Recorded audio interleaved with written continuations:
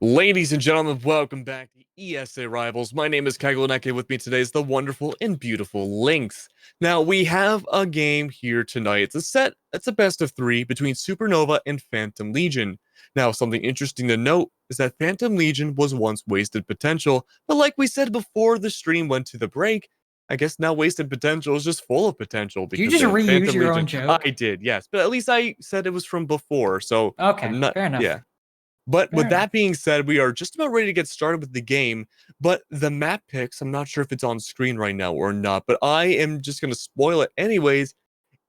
It's going to be a bit of a reversal from what we had last set. Now, of course, with that being said, it's going to be the same exact three maps again, but in a different order. It's actually going to be Villa starting off first, rather being the decider pick, and then we're going to have Cafe second, and now our first map from the first set is now the last map of this set, which will be Clubhouse. Actually, I believe it's reversed. I think it's club second, then cafe. Club second, my bad. It's fine. It's still the same three maps as before. Yeah. No matter which order you slice it. It's those tier 3 favorites, Keg. It's those tier 3 favorites. Yep. I mean, when it comes down to it, there's safety picks. Yeah. There's not really much that deviation I could really see coming out from this game between either team. I don't think we're going to see any crazy new strategies or anything. Now, with it being a little bit lower on the leaderboard overall compared to what we had last, I do want to say the game might be a little bit more aggressive. There's a little bit less on the line overall, and that's not to say either team is bad or anything because they're lower on the placements, but it just means that there's a little bit more breathing room, I Yeah. suppose, with how they want to play. But Well, with that being, what's up? oh no, I was just going to say, so there are, I believe, 7 playdays in this half. Again, I'm new to ESA. Just checking, want to make sure. Do have 7 playdays in this half. Since it is playday number 5, that means if either Phantom Legion or Supernova were to win every single game from now until the very end, Phantom Legion would be tied for first because Unreal Nightmare have 4 points right now, and Phantom Legion would have 4. But Supernova, the best they could hope for might be second or third, and that's if somehow every team that are currently in those spots lost their matches. So in reality, this is mainly a fight to see who can be in that middle of the pack that we see teams like Dynasty are in, that Going Nuclear are in, to try and be part of that, four-way tie for second, third, fourth place that we've been seeing. But getting that top spot, it's pretty much a pipe dream for both of these teams and a complete non-reality for Supernova. Yeah. I mean, I would say first place is pretty much inconceivable for either team right now this far in. But with that being said, though, it could still be a possibility for, like you said, a middle of the packed area. You still want to get some points on the board. Just because you can't come in first doesn't mean you should stop trying. And I mean, that's a huge life lesson in general. But when it comes down to it, you should still try the best that you can and get as many points as possible because, come say years from now, ESA is long gone or something, and then, a new alien language will come around for planet Earth, and we'll have a new Rainbow Six League. That might transfer over and have you a little bit more clout, I suppose, or a little bit more stock into getting into a much better team where you could probably flourish better. But with that being said, we will be starting on Villa this time. We do have Thatcher going down, so not really too much of a change going on. It's going to be this next attacker ban. That's going to be probably the most interesting ban that we have tonight. And if I had to take a guess, I'm going to say Nomad. Nomad wouldn't be a bad bet. I also expect a hard breacher off the board. And no, Capital. what do you know? It's that Capital. That's taken off the board as well. He's been banned every single map this entire night, along with Thatcher. So if we were to continue with precedent, let me go back in my notes real quick. I'm not going to make it before the ban pops up, probably. It was Valken Echo banned the first time and Clash and Echo banned the first time. So this should be an Echo. And it's So a it's going to Mira be a Mira instead. Not all that surprising, though, for Villa. No, it's not all that surprising. We have seen some great mirror strategies when it came to especially Aviator and Study.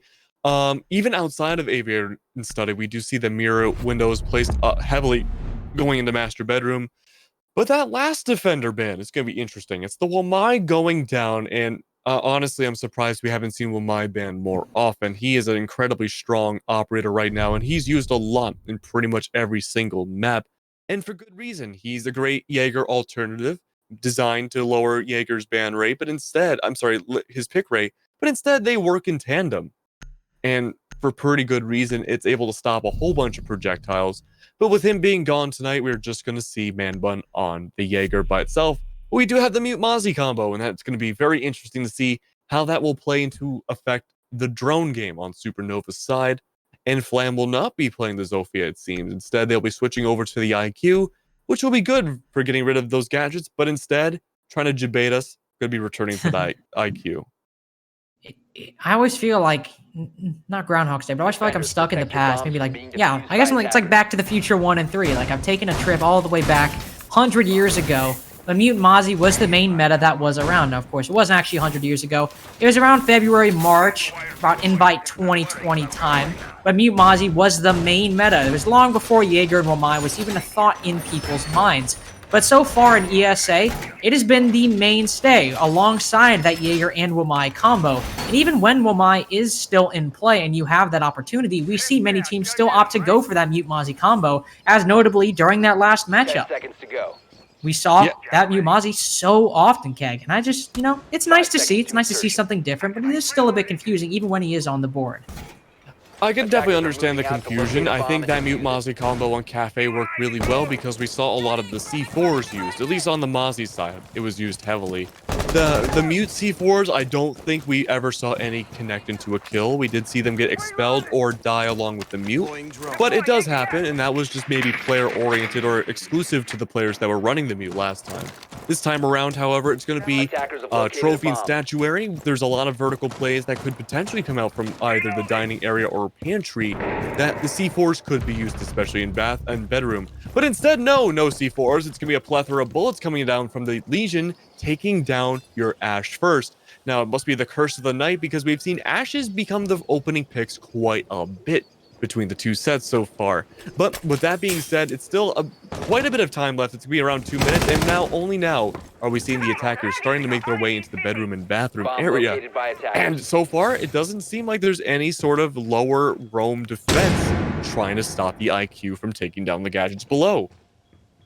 It's a very scary position for the attackers to be in. Sure, Wamai is banned, but you still have to deal with Jaeger, who can take out 6 projectiles. And the fact that Ashe was taken out so early on means that 3 flashbangs and 2 of her Ashe charges are no longer on the board, and you'll solely have to rely on both Bolts and Xandus's flashbangs to clear those. Bolts has already used all 3 of the Nomad's flash grenades, and I don't know if those were used to clear the ADSs. But one thing that is being used to clear utility is an impact grenade, which just took out a thermite charge on that bedroom wall, I believe.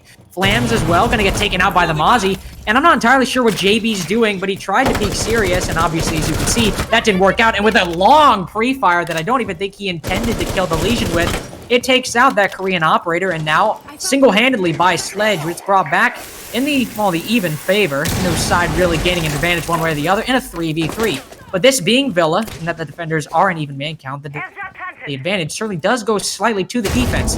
Jornor will try to throw a C4 and continues that trend Keg talked about, not finding any body or any damage in any attacker on the board. And continuing, the attackers continue to find their own kills as the Mozzie and the Jaeger both taken out. And what do you know? It's that Mute who threw that C4 from below. He's the only one left. He sees the air jab, and as he turns to shoot it, Sirius is right there to exploit the Mute, taking his cone of vision away from the top of Astro. And what do you know? Supernova, despite the fact that they may be last in the standings, they're so far ahead in this matchup, but it's only one round, of course.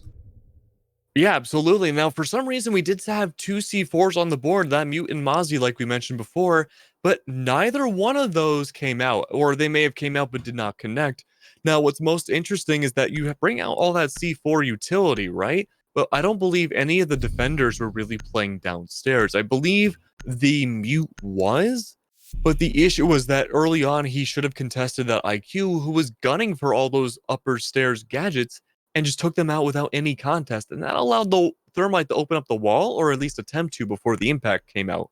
But IQ can't really do too much about impacts. But even then, you would think those C4s would be played from below inside Master, or for below Master, and contested. But no, instead it seemed like there was a huge disconnect on that defense that round.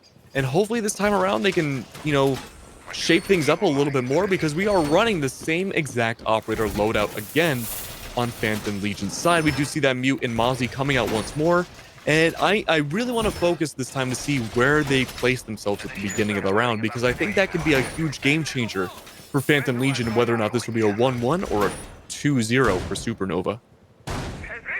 I don't think that's entirely a poor decision. Obviously, we both hope they make some slight adaptations, but with some engagements, for example, that first one with the sledge on the Maestro, maybe the Maestro just doesn't peek it that aggressively and try and take that gunfight.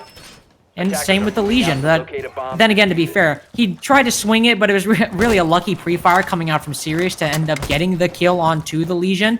So there's not a lot of major adjustments that Phantom have to be made, so it's not a foregone conclusion that, oh, they're going to the same bomb site with the same lineup. They're going to lose this round. And we've seen that happen plenty of times before, so that'll just be the question on the adaptations that they will make to try and bring that advantage back in their favor.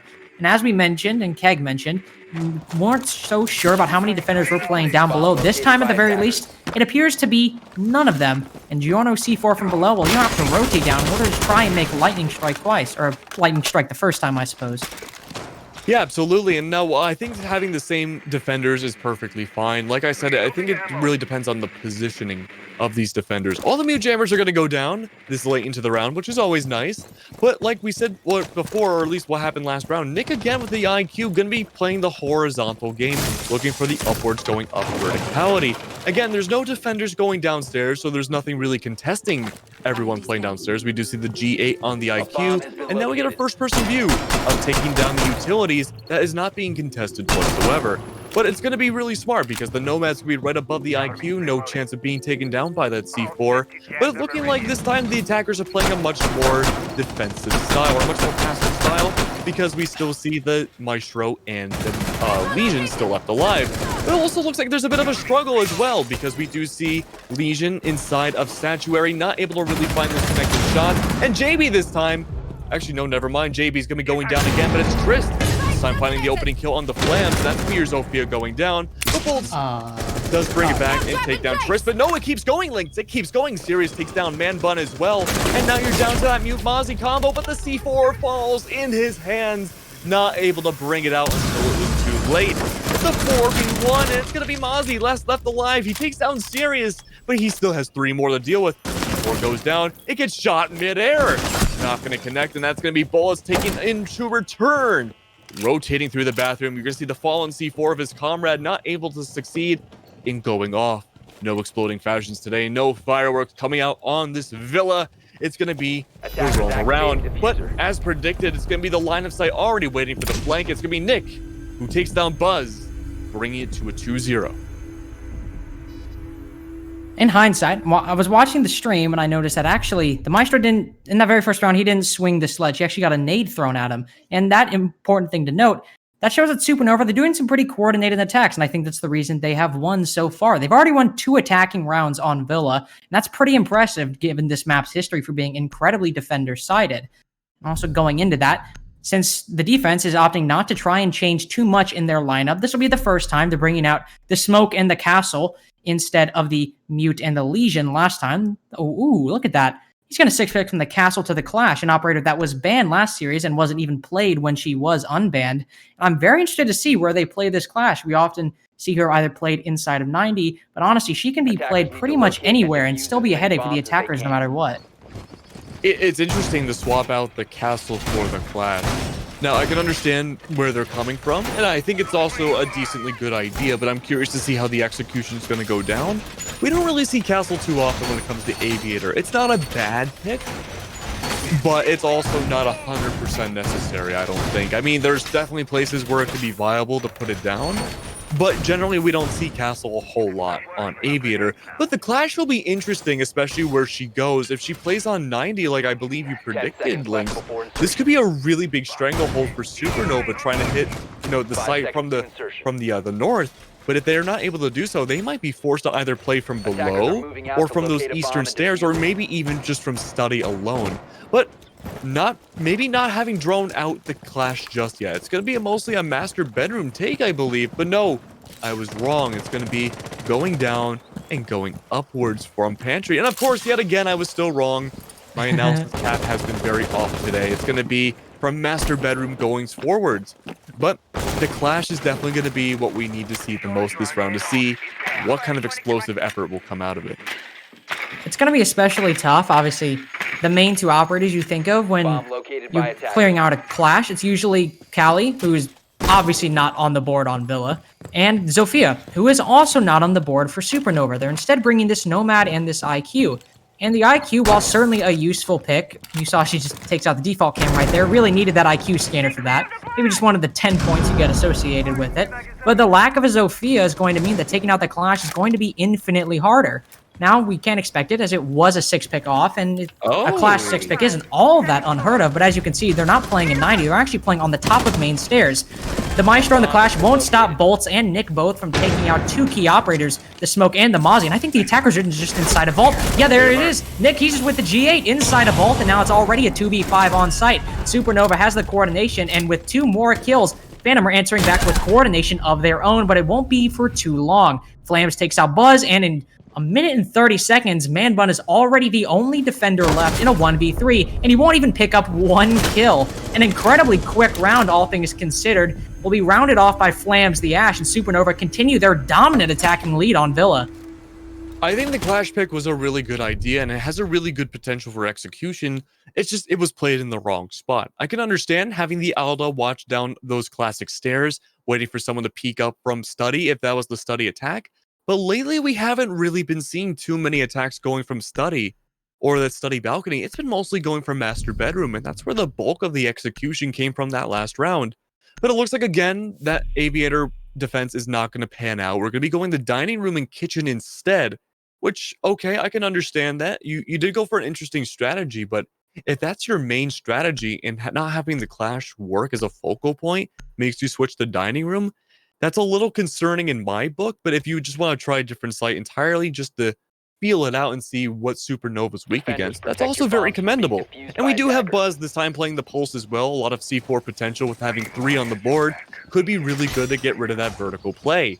But we're going to have to see how this pans out. We do have a lot of soft breach potential on Supernova's side, and there are some hard breach as well, but that won't be 100% necessary when it comes to dining.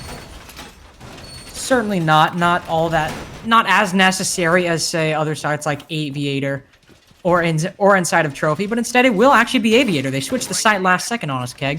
They pulled the old switcheroo. Oh, did they? No. They literally did. They actually, it was like dining room for most of the entire time, and then like in the final couple seconds, they switched to Aviator while you were talking. No, it's still Aviator. It's still dining. No, Keg, no, it's not. Look. Oh wait, I have the Twitch stream clicked off. Man. I accidentally clicked off a parsec. I was so confused. Out. I was like, what do you mean? I'm watching it right now. It's still Aviator. Oh my god. We were talking about beforehand, Keg's like, why do you have the stream up? I'm like, I want to see, previous rounds that are being played. That's how I caught the frag grenade mistake earlier. Then I realized I accidentally clicked off a parsec when I did that. So that's my bad. But anyway, as Keg said, it is a dining room attack, and it's going to be mainly horizontal so far from the main soft destruction from Supernova. The Slet, I'm still stuck on that. I can't believe I actually clicked off of that. I thought that to myself, and I can't believe I actually did it. You're so 400 IQ that not only are you casting right now, which is difficult. Keep in mind, it's difficult to cast, but you're VOD revealing at the same exact time. I'm doing. Thanks, Keg, dude. You really brought a silver lining to that, and I did not have one. I got you. But speaking of silver lining, there's going to be a lot of silver lining on the carpets once they're caked in blood, depending on who attacks who on this site. It's 3-0 right now for Supernova. We're seeing a much slower attack than normal. It seems that it's going to be purely horizontal, no vertical play coming out whatsoever from Super's side, which is interesting. We don't see that happen too often, but they're just going to go straight to the wall, headstrong, sort of like having that helmet that, oh man, who was our guest person? Oh no. I want to say Trippy, but it's not. But anyways, Nick does take down Trist, and that's going to be an opening pick. But no, the opening pick Trist is a 2, but not 2, but 3, but 4! 4 in a row, flawless win from Supernova. You thought they were going to go vertical, but they said no. No vertical, pure horizontal, and we will mess up your day. So maybe going back to Aviator would be the ideal solution. It was Teddy, by the way. I knew it was a T name. I saw Trist on the name, and for a second I thought it was Trist, but then either way, they heard me make my mistake, and they're like, all right, let's just get this round out of the way with. It's already going downhill from here. And what is this Supernova that we're seeing? They are just so hyper-aggressive. And for a map on Villa, I wouldn't expect such hyper-aggressive play and such unusual play on top of that. I mean, when have we seen an attack on Dining Room Villa with pretty much no vertical play. And it's not even like it was a rush. Well, it was technically a rush, but it wasn't the kind of rush where they see too many defenders off site and they just cut through the remaining defenders on site. It was not to say it was, an entire turtle setup, but there were, a fair amount of defenders, not necessarily a skeleton crew like we've normally seen, but instead that didn't stop Supernova and they just made their way through that horizontal part of Villa and just took out everybody. And if you're Phantom Legion right now and Supernova are up 4-0 on your attack, and importantly, two sides of the same coin, Phantom Legion, you have been able to win a single site on Villa. You hate to see it. That's just all you can say to that. Like, you need to be winning at least one of these bomb sites, especially Trophy or Aviator, the two main ones. This is just showing that come Supernova's defensive half, unless Phantom Legion's attacks or Supernova's defenses are either incredibly strong for Phantom Legion or super weak from Supernova, this is going to be a quick match. It may very well be a quick match. I do want to see how the first round of the second half goes before I make that internal prediction. It could really go either way once we see Phantom Legion's second half or their attacking side as well, because it could be incredibly attacker-sided. Keep in mind, Phantom Legion, and I'll never get over this, were the same team that was against Match Point on going nuclear, and they brought it back after a rehost. So with Phantom Legion / Wasted Potential, really anything I think is possible. But we're seeing the same exact attacking lineup once more. We do see Nick going from below on the IQ, taking down the Mute Jammers. That's going to allow the Thermite to open up the wall and Master Bedroom going onto the site. Now, we did see a flank opportunity from Buzz last time that ended in a cold-blooded death on his part. But Bold instead will be taking down Man Bun first. That's your Jaeger going down. He's currently 1-5. In fact, 1-5 is almost the top fragging position for Phantom Legion. It's gonna be Triss with 2-4 and Buzz 3-4 who are leading the scoreboard. But hey, it's gonna even out a little bit more because JB gets his first kill. That's gonna be Nick going down, but IQ had already done their job. Most of the utilities already off the board. With a minute and a half left, it's a 4v3, and Link, I'm not sure if this will be a different situation. Oh, speaking of different situation, it's a complete reversal last time. In that very first round, it was the Sledge to get the kill on the Maestro, and instead JB, he'll get his revenge, not before he's quickly taken off the board as well. Now Phantom Legion, what do you know? They're on the back foot once more. In this round, despite the fact that it's still a minute left, it's taken much longer than the previous two, and it's probably not going to remain this way for too long. It just depends on whether or not Supernova are able to clear this out. Trist will stop them in their tracks just for the moment, taking out Bolts the Nomad, and now the man count has been even once more. Flam, she's pushing inside of Atro, isn't counting on the defender currently prone inside the doorway. That's Buzz on the Mozzie sitting there on that off angle, and now it's the Thermite left in a 1v2. And once again, the reversal, it just keeps happening, and it won't even stop there. As Phantom Legion, Trist with the final kill, they pick up their first round on the defense. But Keg, it's the 5th round, and they just won their first round on defense. Good on them. They won the round, but it's Villa, man. And you're just now winning your first round. This is still really scary. It's definitely not ideal, Lynx, but you got to keep in mind, too, that from what we're used to on Villa has slowly been changing over time. And sometimes it's hard to recognize that, especially when we have the occasional or sometimes a little too occasional, very defensive heavy Villa. But with a lot of recent updates and stuff too, we are seeing attackers have a little bit more viability on the attacking wins on Villa as well. So yeah, it's great. Don't get me wrong that Phantom Legion won their first round of defense. I mean, it was 5 rounds in, which is not a good place to be in, regardless of what side you're on. But come the attacking side, we might see Supernova struggle a lot on their defense. And that's what I think right now. That's what I think Phantom Legion is really hoping for. I certainly hope so. We might see a closer match. But also, important to note, this is Supernova's map pick, so it's not unreasonable for them to be very strong in their attacks. If I was a Villa team, defenses are already, I wouldn't say they're not easy, but you already have the odds stacked in your favor. If you're going to focus on a side on Villa to try and shore up your weaknesses on, you're definitely going to want to focus on your attacks. And since this was Supernova's map pick, I'm sure they did just that. And that could be that could explain for why they're up so high, along with the change in meta that you mentioned. I believe on a separate cast, Crow called me a boomer, so maybe that's just Another example, I'm just stuck in my ways, and I still think it's 2018 Villa, where it's 5-1 defender sided at all times. So I will allow for that. But going into this final site of the half, for Aviator, Phantom Legion, they're going to have to prove me right if they want to continue this and try and win their final defending round. They've lost Aviator once, so they'll go to it a second time and hopefully try and fix that record. But again, so far, I'm not entirely sure how it's going to go. It's really up in the air at the moment. Flams will make the first entry inside of Study, try and waste those ADSs, and he will successfully and take out that deployable shield set on top of those main stairs. And already in terms of utility, map control, Supernova, they're looking in the driver's seat so far. They are looking like they're in the driver's seat, but they are being stalled out a little bit on their left side in that classical hallway. Now, I believe that was Manbun who was putting in those pop shots down. It's going to be taking bolts down a little bit down in the health meter, but it's... Oh, the thermite wall attempts to go up, but the impact trick comes out. Now, there is a soft wall going down on the side of bar. It's going to allow Nick to sneak their way in, and can JB take it back? No, JB gets taken down. Nick with a double triple from Nick. Never mind. Remember the driver's seat? No, they got the whole car in their hands. And beautiful work while we're at it. Nick is out for blood right now. That's going to be Trist finding Sirius, but is it too little too late? It's a 4-2 right now, but Buzz takes down Nick as well. That's going to be a reign of terror going to an end. 3v1, however, it's a back and forth. It's a ping pong game on Villa right now. It's a blue table inside Aviator, but it's not ping pong. But that plant goes down. Now, the last one alive is going to be Trist. There's an injure on classic stairs, but is it worth using the C4? No, because it still did not unfortunately go up. It did not take down the Ash. But Trist doesn't care. Trist won't kill. Does he get killed? Yes, he does get killed. But Trist get killed. Gets killed. But no, there we go. He goes inside Aviator. He's looking around for those shots, but the peaks are open. And there we go. Hiding from the far back of Study. It's going to be Supernova winning 5 rounds. Or winning their 5th round. Trist wanted kill. Trist got killed. But unfortunately, Trist did not get round.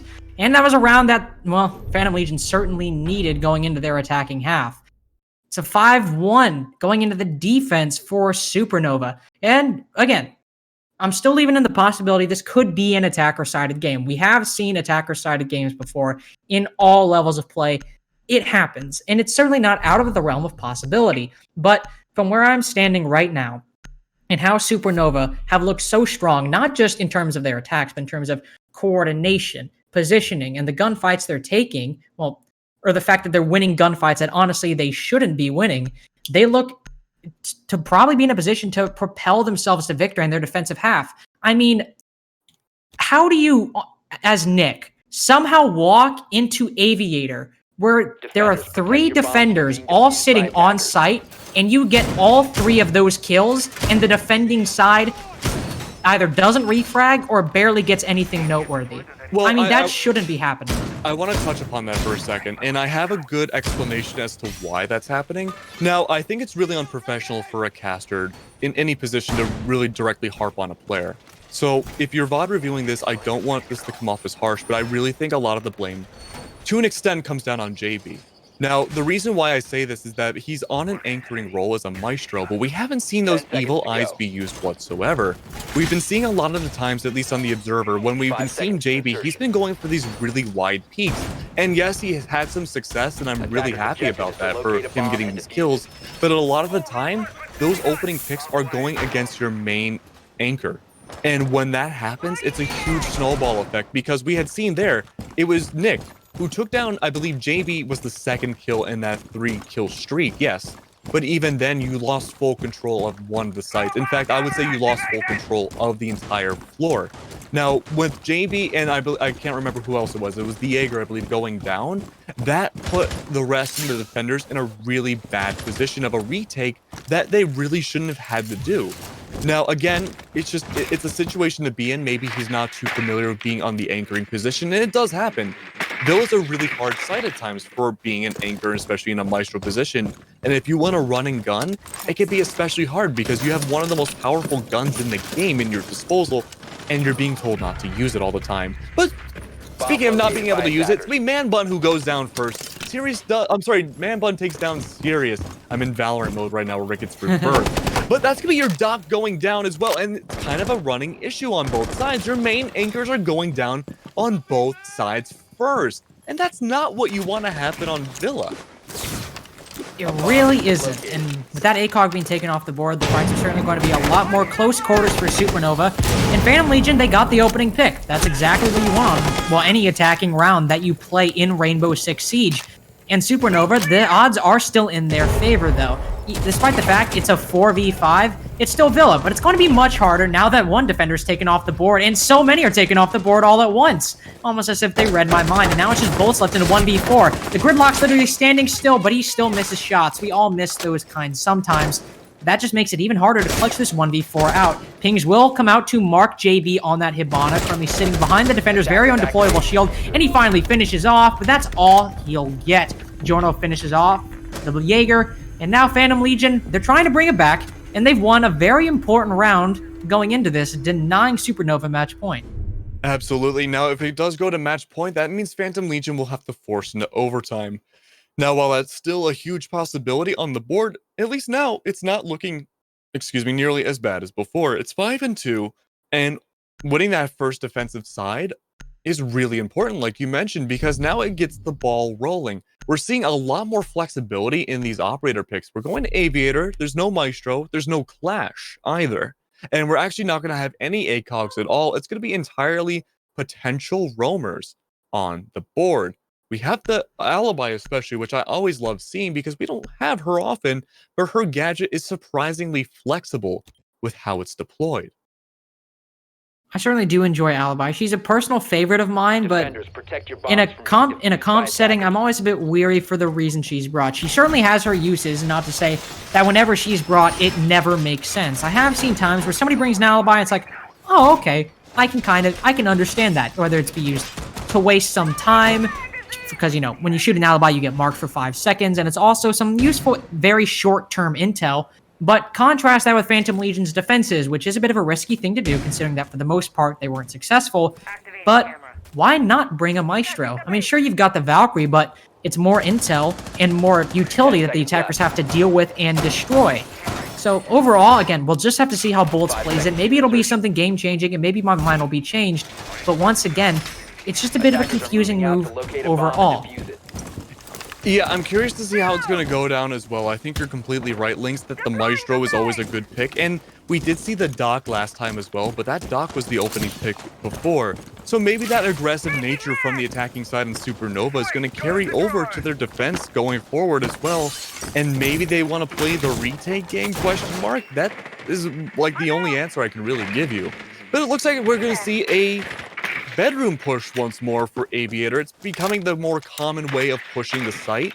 It's definitely a very favorable way of doing so because it gives the attackers more breathing room for map control and just taking over a large quantity of the map rather than being stuffed inside of Study Room. Of course, Study Room is not going to be neglected. It's going to be Jorno on that sledge, droning out the top of Classic Stairs, who's going to be running into that Mozzie if the drone doesn't get hacked. And I don't believe there's really anyone besides that Alibi on that northern side of the map. It's going to be Nick as well on that Valkyrie, possibly able to get that split push in. And it's going to be a 2v2 relatively soon in such a small quantity. But no, never mind. Through the back, sneaking around, it's going to be Trist that finds home. And that's going to be a great opening pick. But speaking of opening pick, that's old news because Trick gets the double kill onto Nick. I am like 98% sure that Alibi was pretending to be a hologram. I'm almost absolutely certain that's what she was doing. And obviously you can see how well it looked out.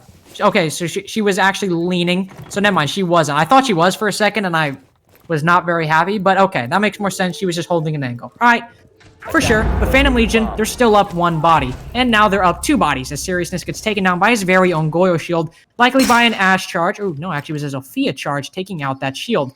And now it's just Flams and Xandus left. Flams, he's destroyed some track stingers, and Buzz, he's going to hear it. But the Jaeger's already long gone. Smart for him to not try and push that too aggressively. But now he's only got a minute left to try and repel the attack. They're still stuck in 90 at the moment, so they haven't entered the bomb site. It's still winnable for the defense. It's just going to be a bit of a tall order. Mozzie holding an angle will land the first shot onto Trist, and he gets a flick, but not the shots necessary. Takes down Man Bun to low HP, but it's JB to finish him off. And it's a Jaeger once again left in a 1v3. We've seen this before, just on opposite sides. And with Buzz getting the plant down, This is an incredibly hard task, and it's not going to happen. Maybe this is just an attacker-sided Villa, as JB with the final kill. That's a 2-round attacking streak for Phantom Legion on their attack. Maybe we just might see them pull it back just yet. It's very possible for them to pull it back. We do see, like the alibi trying to pretend to be an alibi. An interesting maneuver if that's the actual case, and with alibi just standing in the middle of Astro, that 100% had to have been the case. But overall, we're just seeing Phantom come out with this really great coordination, especially on Trist, who I'm assuming is their entry fragger, just doing such a fantastic job about getting those opening picks, especially on the alibi like we saw, and clearing out the northern part of the map, which included the Valkyrie as well. And from there, it's the usual story we said for Supernova. It's snowballed from there. We haven't seen a flawless win just yet, but with Phantom Legion and how high and volatile their momentum is, we could very well see in the next few rounds. But we're going to a very interesting site. I'll be completely honest with you, Lynx. I don't think I've ever casted Living Room before. I'm not sure if I have. I'd probably have not, would be my initial inclination. But either way, it certainly is something that neither you and I have seen in quite a bit. Also something we haven't seen in quite a bit. Xandus, he's not bringing a C4. He's bringing barbed wire. That is 6 barbed wire currently being brought by the defense.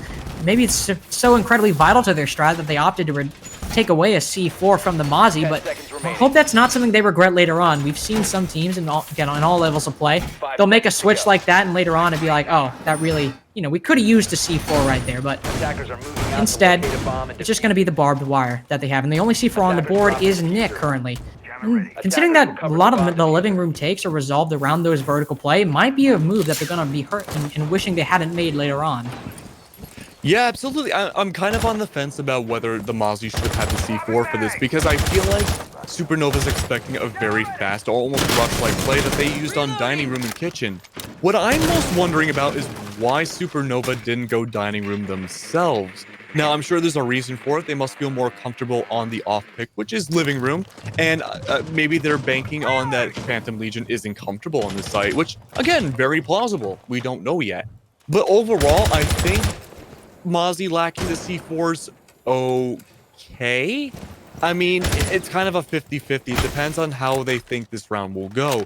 But Nick still remains with that C4, and that's a really good option to have, because at least one's available. Had that mute not had the C4, I would be very worried.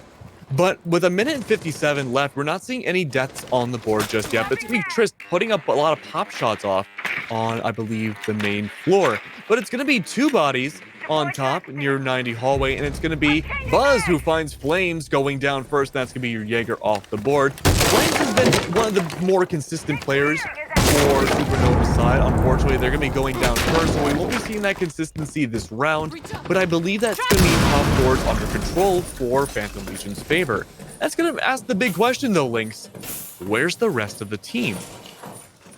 On process of elimination, most of them would have to be on site. Now you have one less body to do so, as Trist on a prone peak takes out Sirius. And also, importantly, I believe one defender is currently either is rotating through basement or is rotated up through basement. I believe it's Nick, that very same mute that we now see roaming back to side, joining Xandus on the C4-less Mozzie to try and counter the push from the attackers. But given how Supernova's been playing so far, it looks like that might not be something we will be seeing in the coming future. But again, it all depends. Bolts, he'll be a factor for this 3v5. With that ACOG, he'll be holding some long angles and will be the main force given his positioning to try and deny the push. I say that right as Nick rotates up, and he'll be the one to get the opening kill for the defenders instead, taking out JB the Hibana, but since they've already entered sight and it's only 39 seconds left, he's not going to be doing much hard breaching, and there goes that C4. Will it get the sledge? And yes, it will. But now you're completely out. Thankfully, it did manage to take out one operator, and you've evened it to a 3v3, and health as well, especially with those docks.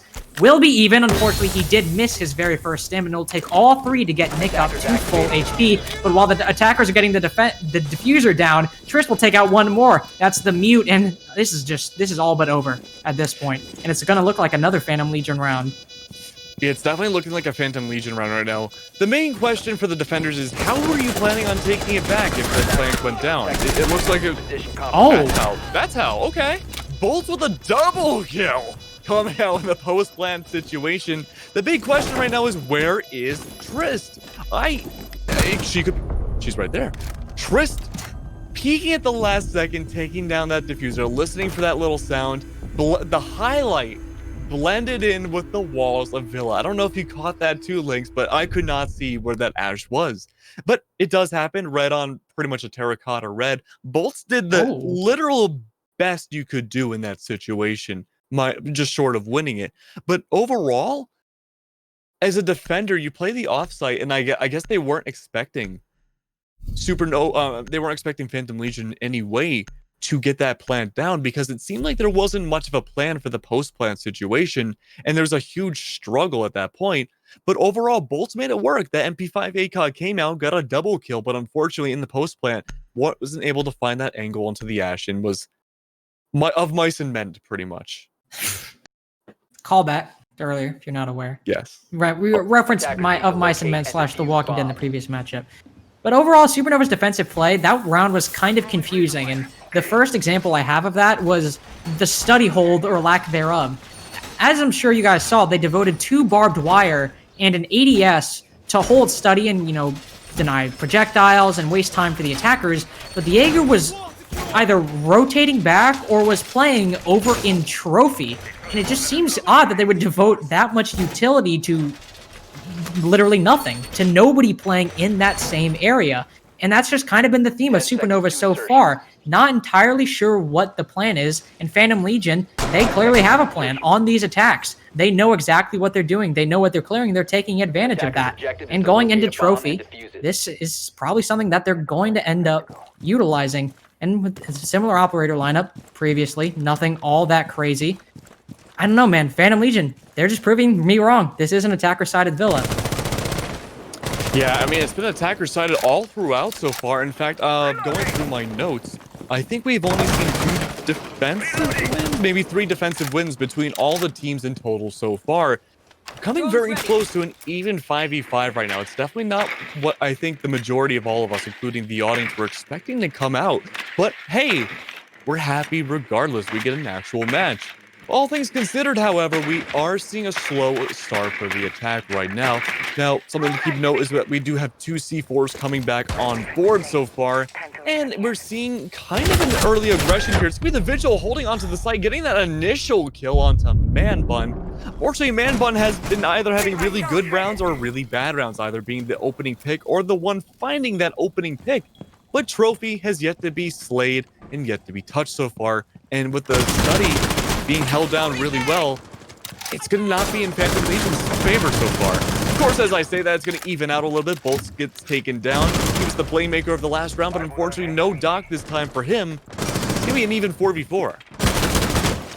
Great pick by Trist. He's been so strong on this entry so far. And you can see 13-7 kills, and he's going to pick up a 14th right as we talk about him. That's 2 for Trist on the round. And now man count is in the favor of Phantom Legion. They're trying to eat it even at 5-5. And now they're in a very solid position to try and follow through on that.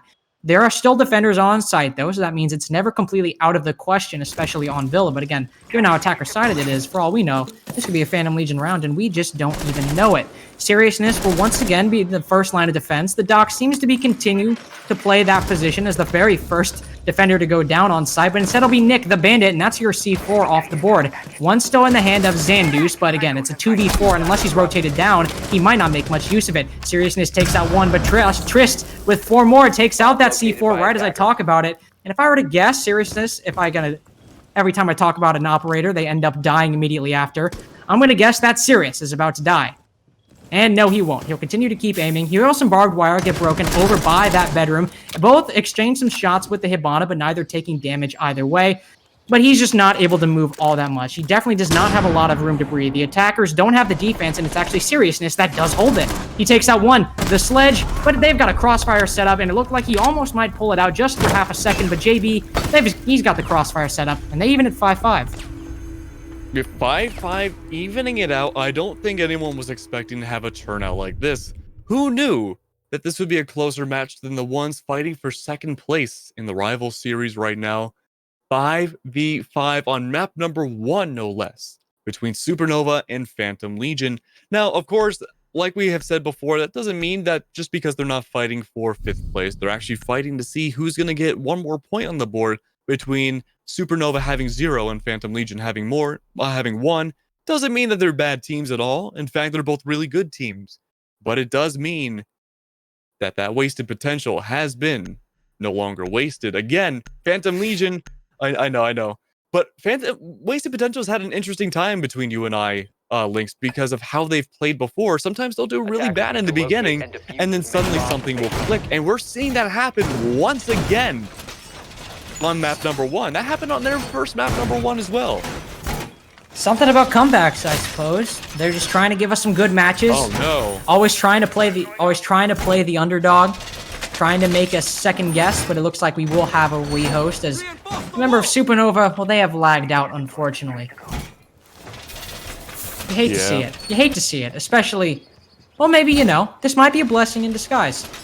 It's Phantom Legion. They have the momentum so far. 10 seconds to go. Bomb So this located might be a momentum reset. This would be a good time for 5 Supernova seconds to insertion. to try and pull this back. Now, I, of course, am never, ever privy to harkening back from the past, but keep in mind, when Wasted Potential, or at least then Wasted Potential, was playing against Going Nuclear, we had a similar rehost happen. Indeed, we did. So I'm not saying that maybe one side will explode after this or not, but you never know. It could very well happen. But regardless, it has been an extremely close match so far, and these are the kind of matches we like to cast, because there have been interesting strategies that have come out that challenge Lynx and I think to say, and there have been also really interesting plays that have come out. Now, when I say challenging us, I do mean like the living room defense, the clash plays as well. Weren't necessarily bad. It's just a matter of we're not used to seeing something like that. So the result to us isn't something we can easily mentally predict and translate for you guys, if that makes any sense. Well, and going on top of that to the attacking side of things, it's always kind of unexpected. It makes for good content, but it's always unexpected when we see teams multiple times in a row just walk onto site with multiple defenders still playing there and just win it out. You don't see that very often, and there's a reason for that. It's because realistically, it shouldn't be happening. If you're getting to a point where multiple times in a row, the attack is just walking onto site and killing you all, well, you've got something just incredibly wrong with the game you're playing at that moment. And going into the attack, there are fundamental skills, not just relating solely to defense, but relating to the game as a whole that you need to be fixing. Awareness, and just also you're winning your gunfights and taking those advantage gunfights in general, that it appears that Phantom Legion have fixed, or at the very least Supernova might be making some of those same mistakes. So yeah, thankfully it's been a close match, wasn't a blowout, and for Supernova being on their map pick, I'm pretty sure they're going to take this rehost to try and reset and try and figure out what's going on. I mean, I would say both teams should. And my reasoning for that is, yeah, absolutely Supernova needs to 100%. But there's a very strong possibility, Lynx, that we could go into overtime. Now, we did see Phantom Legion's defensive side as well in that overtime, and it was pretty poor. That's the thing. So both teams need to figure out what's going wrong on their defense, because I do think there's fundamentally something wrong with both of their defensive lines. And I think when it comes down to it, each team is trying to do something beyond their capabilities, if that makes sense. They're trying to do things that seem experimental to them in their scrims that maybe they're just trying to employ now to see if it sticks. The clash play, like I mentioned, for example, living room, for example, possibly JB on Maestro, for example, as well. Something that everyone's trying to play around with. Yeah, overall, it's curious. The living room side decision obviously is definitely the sore thumb that sticks out in the grouping. If we're talking about experimental play, I guess you could call it. And obviously it didn't end up working out for the defense. But one thing I do need to ask, have we seen Kitchen yet? I can't remember if we have. Yes. Yeah, we have. We saw it in the flawless win for Supernova's side. I believe it was round number 3. No, I mean, sorry, I should have been clear. For this half specifically. No, we Supernova's have half. not. Okay, so again, that's one of those things. It's like, why would you choose living room over kitchen? Obviously, the initial answer in your head will be, oh, they wanted to throw the attacking team off. And sure, that's an easy answer to go to. Why not try those tried and true bomb sites? Because if you want to, at the very least, repeat what happened last time, what you did on your attacking half, you still need to win one defense. And going to a generally unproven site, a site that, again, isn't all that complicated, and when you already haven't been looking so good on your defenses, why would you try and take that risk and go for that experimental off-the-wall pick when your two basic bomb sites, you already can't exactly defend to where you should be defending to on Villa. Again, overall, it's just some confusing decisions all around. And Supernova, they're going to have to try and regain momentum and regain their composure on how they need to be playing Villa. Well, on the bright side, at least right now, we do have a somewhat of a tactical timeout. Both teams hopefully will at least talk about what's going wrong on both of their teams. And maybe, if there's a lot of positivity in the comms, they can talk about what they're doing right as well. True. We've been seeing a lot of really coordinated plays between both teams. Normally at least one team get the leg up because those coordinated plays are just not there or lackluster. But Lynx, I think you can agree with me that both of these teams actually have really well evened out coordination between the two. We're seeing both teams play off of each other. We're seeing those refrags come out pretty often, and we're seeing a lot of early game and late game kills in tandem. You have to give it to both teams' attacking sides. They certainly know what they're doing on Villa. That much cannot be taken away from them. Whether it's the defense making mistakes or the attack playing well, they certainly know how to either capitalize on mistakes or just play their attacking game well. That much we can be certain of, and that we can all agree on. And as you said, it's always good to be positive. It's always good to find that common ground and all agree on stuff. And also, that is one thing that I think is under talked about. You really do need to be positive. I've been in some tier 3 teams' comms, and you would not believe some of the things that they say to teammates, to each other. And it's like, it gets so toxic sometimes, guys. Just calm down. It's a long-term thing being on a team. It's meant to be a long-term commitment, trying to figure things out. Just be nice to each other, Keg. That's what I'm trying to say. Just be nice to each other. That should be everyone's mantra, just let the world be, try to be nice to each other, and leave the world a better place when you inevitably leave it. We got to do whatever we can as a human race. And now I guess we're getting a little too metaphysical and philosophical for an ESA stream, but overall, it does apply to Rainbow Six and just overall competitive games in general. As long as you're able to take an objective view for what you're doing wrong and the positives for your team, not only towards yourself, but also the team as a whole, that's what transforms a T3 team to, at the very minimum, a tier 2 team or even a tier 1 team. That's the main difference. That's the secret sauce. That is the sugar, spice, and Lynx, the everything nice to make the Powerpuff Girls of the tier 1 teams that we see here in Rainbow Six today. We are waiting on one more person before we get back into the game. But even then, you got to keep in mind, it wasn't even, I think it was 5-5 or it was It's 5-5. 5-4. It's 5-5 for both teams. And this is a very intense game. Very intense. It has been. And quick update before we continue with the discussion. It was Supernova who called the rehost because one of their players got disconnected. We're actually waiting on a player for Phantom Legion right now. So, continuing with the theme of things going in reverse and things being turned on their head.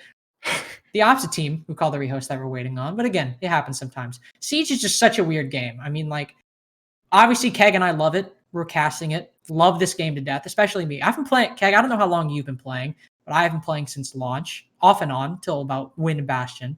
But yeah. I got the game on a really crappy gaming laptop, Velvet Shell. No. So that's year 2, season 1.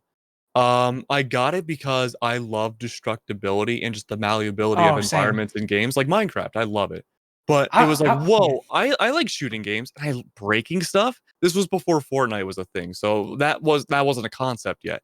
But I thought it was so cool that you could break through the soft walls and stuff, and it just seemed like such a wild west at the time. And little did I know that's when the competitive environment started shaping up as well. Not that I was a part of it. I was on a crappy gaming laptop. I was just mesmerized by Jackal being able to track people's footsteps, and that the game was able to track something like that.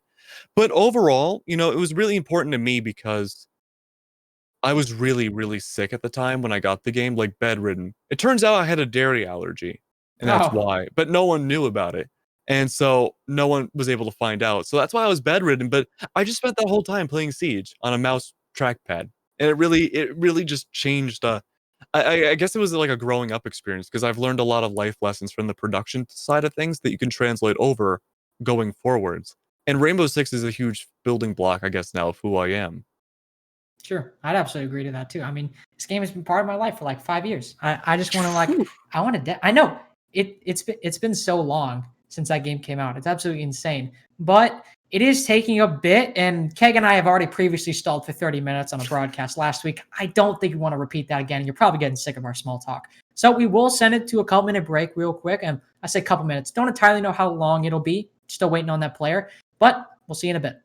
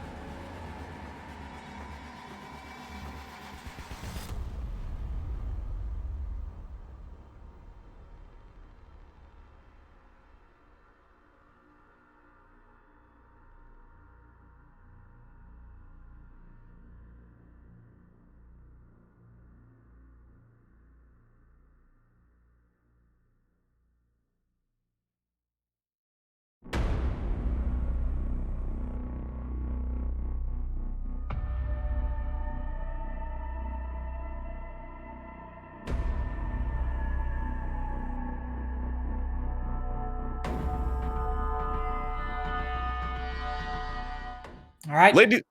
No, we both We went for it. didn't ask. Oh no, we've dropped the ball. We had it for so long. It's like a crystal ball. It's like a vase, pretty much, or a vase if you're weird. And we just dropped it on the floor. But welcome back, ladies and gentlemen. We did have a rehost, Supernova versus Phantom Legion. We got a little metaphysical at the end, or philosophical. I don't really know what metaphysical Retrospective. means. Retrospective. We got retrospective and nostalgic. Those are the two words you're looking for right there, Chief. Yeah, nostalgic. It's weird because I'm so used to being super young. Like growing up, you would be like, "Oh yeah, this is so nostalgic," and then my parents would yell at me, being like, "Oh, you don't know what nostalgia is. You're 10 years old." But now I'm not 10 years old. Now I can actually acknowledge nostalgia when need be. But speaking of nostalgia, we do have a lot of early on operators on the defensive side. We do have the Mute and the Jaeger, of course, but we do have the Legion, which I believe would be the newest operator on the board in terms of release date for Supernova side. Now, of course, that doesn't mean that these operators are terrible. In fact, these are some of the most mainstay defenders that we see on Supernova side. Once again, going to Aviator. And it's going to be mostly trap operators that we see, or projectile denial. Well, Mai is currently banned, so we do have only the Jaeger, but we have the Bandit as well, which I'm a little curious about, Lynx. I'm as well. You don't often see Bandit that much anymore. Mute and Kayat are your main two hard breach denial operators. But whenever we see a Bandit, it's usually one of two things. Either they attempt the active bandit tricking, which again in and of itself is rare, or kind of similar to how some people pick the IQ for the G8, some people pick bandit for the MP7. We saw that in a matchup last week. I don't exactly remember which one it is, but we saw a Jaeger ban in play. And, oh, actually, I believe it was the Valkyrie matchup. Now thinking about it now. I think it was the Valkyrie matchup. We saw a Jaeger ban, and there was a certain player, again, escaping my mind at the moment, that normally plays Jaeger. They play Bandit for the MP7. Now, I have a feeling Sirius will probably be not doing exactly that, but he does still have 2 Bandit batteries in his pocket, which makes me lean towards the active Bandit tricking route. But again, we'll just have to see as the round progresses. As Keg said, most of the operators are from pretty early on in the game, and there is a reason they are all currently still in the meta. Mute, Jaeger, and Smoke, all respectively, have been pretty active in the meta, well, 2 of them being the Smoke and the Jaeger, since the game has been out or really gained competitive success, and the Mute much more recently around that same Mute Mozzie Invite 2020 time when he gained much more prominence. Now that Legion, who we failed to mention earlier and is the most recent addition to the game comparatively, will be the first, well, I guess, defender utility that the attackers will encounter. Trist will get one stuck right in the foot of the Ashe, and he'll pull it out, but that won't stop him from taking 90 control completely, along with JB repelled outside on that window, who I believe is just about... Oh, there's actually 2 of them repelled on that window. Both likely waiting for the call to come in to rotate, but that is a bit risky if one were to just peek out of that main door. Nobody really covering it all that extensively. If somebody were to repel in, it would just be like shooting fish in a barrel at that point. And speaking of shooting fish in a barrel, Flams, he's on a rotate up red stairs, Keg. Is he gonna find any fish, however? He might come up empty-handed after baiting out so much. He's gonna bait out with those bullets, unfortunately not gonna find a whole lot, but it's in fact gonna be serious with that MP7 that does find Man Bun. Here Zofia goes down, but I believe that's gonna be one of the 2 that were formerly repelled on 90 window. 1 minute left on the clock now, and only the real headway that we've seen the attackers make has been opening up parts of Vault Wall. It's not a whole lot enough to really bring back on site. The C4 from the Mute is going to miss, and then the headshot to make up for it. The redemption of the C4. Going to go down and take down Trist. It's going to be Flames, however, pushing up on 90, unaware of the window, it seems, but it doesn't matter because Flames goes down from Buzz anyways. But there we go, JB following up, taking down Nick. It's going to be a man advantage in Supernova's favor. JB is barely alive right now, and that plant needs to go down from them and them only, but a single smoke grenade will take them down completely, but not quite yet. The script is still not that far ahead. I don't want to give it away, but of course it did. It caught up, and that's going to be Supernova winning round 11, going to bring it to match point to their side. Now, Phantom Legion needs to win almost flawlessly, if that makes any sense, to bring it to overtime and then win from there.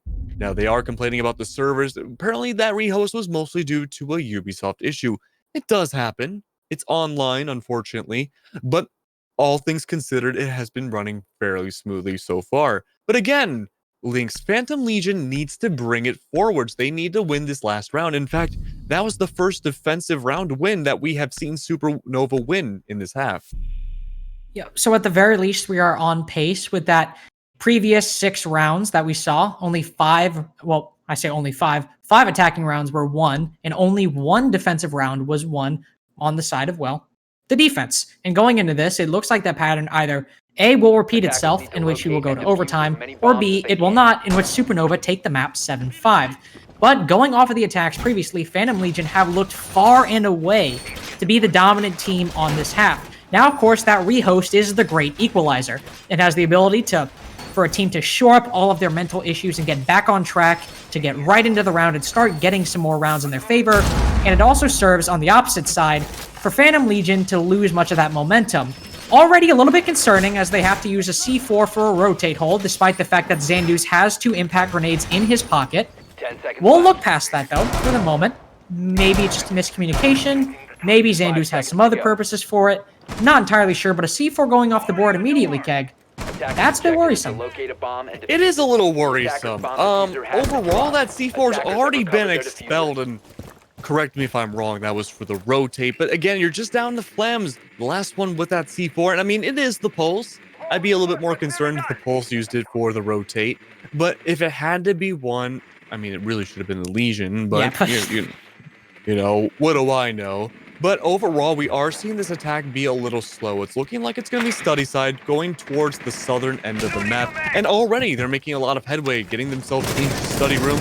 And last time we had seen this, we actually had seen a Vigil inside of Study Room contesting very early on to Trist. But it looks like that Vigil is surprisingly absent. But it doesn't matter. That other C4 does prove to be thankful. It's going to be the C4 taking down Trist. And again, Trist is the first one going down. But with that being said, I mean, you do lose down. Well, I mean, it says 0 and 2 right now, but Triss was putting in a lot of numbers before the rehost. So it is going to be a major loss for Phantom side, but if they can't bring back this number to an even count, we will be going to a map 2. Indeed, we will. But thankfully, since all C4s are off the board, Phantom Legion, they'll have a much easier time and they won't have to watch nearly as closely to where they step. Sure, maybe Xandus, he's going for the impact grenade below strategy because, I don't know, just the fact I'm already a little bit confused at why he didn't use his impacts to make the rotate. Anything could happen at this point. Speaking of anything that could happen, Man Bun, and I believe that's the Jaeger sitting behind the bomb chassis. This gunfight really could go either way. Odds are neither will land the shots necessary. One more playing inside of Astro. And as I say that, it's actually going to be a oh no, not a rotate. It's just a Doc sitting inside a statuary. That'll be the death knell for the Zofia as Flams takes out Buzz in the attack. And Supernova, they're looking much more dominant after this rehost. And they'll take a 2v5 clutch from Giorno and JB. Two players who have been fairly quiet this game in order to bring this back. Flams, he is on 1 HP of health, and the bandit being taken out will be a start, but it's going to be quickly refragged by bolts. And now with Giorno, the only one left alive, it's going to take an inhuman effort to try and pull this back. Phantom Legion, they look to be in control for so long, and now it has slipped through their fingers, and it is completely gone. Flams, he's actually going to get killed by a track stinger. Probably the first time we've seen that in a while. So, again, unfortunate, but again, doesn't deny the fact that Giorno still got to kill 3 defenders, and he's now down 1 frag grenade. Still has 1 in his pocket, but he doesn't have anything to really clear those ADSs with. And it'll be the Jaeger, the operator who has those ADSs, to finish him off. And Supernova, after the rehost, they managed to close it 7-5. And hey, that goes to show you, sometimes a rehost is what a team needs in order to win. Absolutely. Supernova winning it out overall. The rehost, somehow each and every time against or for Phantom Legion, has been interesting, to say the very least. It has been giving an explosive effort overall for one team or another. And we'll be going to map number 2 now, which I believe will be Cafe. It is Nope, Cafe. it's not. Yes, it is. Yeah, it's it is. Club. It's Club. Is it? Oh, see, I know we corrected this before, but I thought it was reverse order completely, but no, it's Cafe instead. Listen, okay. Listen, guys. We just casted Club Cafe Villa.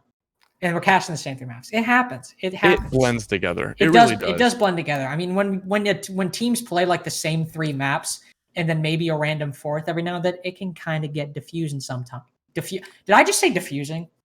I might have said diffusing. See, words are just hard sometimes. It's hard to get out the proper English necessary. But we're here. It's happening. But yeah, map 2 will be Clubhouse. It is Supernova's map pick. Oh, no, it's actually not Supernova's map pick. Villa was Supernova's map pick. Phantom Legion, they're not going on to their map pick. And hey, it was a 7-5 victory, and Phantom Legion looked like they had the potential to bring it back. Going into Clubhouse, I wouldn't be feeling too bad if I'm Phantom Legion. You're on your map pick now, going to be much more comfortable. And if the last map pick, which wasn't yours, was a 7-5 loss, you're going to be feeling pretty good. At least I hope. I think so. Overall, I think we will see overtime in the second map. I'm honestly surprised we didn't see overtime for this last map either. I think if the rehost had not happened, I think we would have seen an overtime on Villa. But going into the next map, I feel fairly confident that we'll see just the same amount of performance out of both teams again. Now, keep in mind, we have said that in the past, you and I, Lynx, and it has been an absolute stomp for some teams. But I feel confident in both these teams that they'll be able to bring what they have to the next game even better than before. But we will have a small break while we get everything set up for map number 2. Everyone can go to the bathroom, get a drink of water, and we can freshen up on our words because we're both tripping up on them as usual, or at least I'm forgetting stuff. But water solves all of our issues. So we will be going to that 5-minute break, and we'll see you then.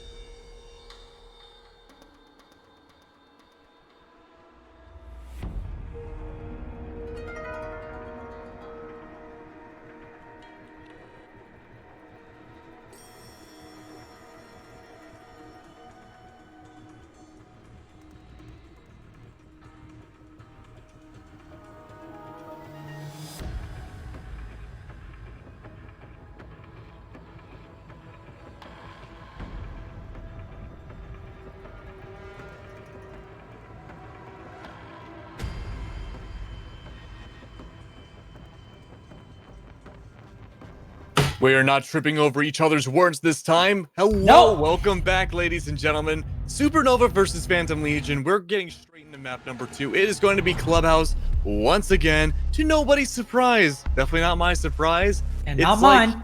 It's like breathing in the morning or eating scrambled eggs. It's the same sun thing. rising. Or the sun rising. That's right. I like that eating scrambled eggs was in the same class as the sun rising and breathing. Well, I can't imagine a day without eating scrambled eggs. I mean, hey man, you know. Oh, and it looks like we do have a bit of a technical error going on, but that's okay. It does happen because, like clockwork, there's always technical difficulties in every production ever. But you know what? It does happen. It's no biggie. You know what's funny about production errors? In like Bane sets, right? Like there's whole websites dedicated to it for like film sets and stuff where you can like movie mistakes. Yeah. That stuff is fascinating to me. That is. When I was a little kid, when I was living at my grandparents' house, when I was really little. By the way, the map operator bands. We are going through with the bands. Yeah, let's finish the bands, then we can circle back to the movies. Yes. So Thatcher and Capital, same things again. The Kaid band comes down. See, my process was that these bands don't count, but they really do count. But yeah, Kaid does go down. That's gonna be great for CCTV and for the hatches in kitchen and for Moto hatch as well, depending if they want to Kaid trick it or not. That's gonna be a big difference when we do see Church come up. But the last one I think is gonna be the Valkyrie pick. I think that's a very safe option. It could be it's gonna be Maestro. Similar boat, but a different boat entirely. It's gonna be the Maestro going down for that visual denial. Yeah, Triss goes, wow. So it might be a target ban.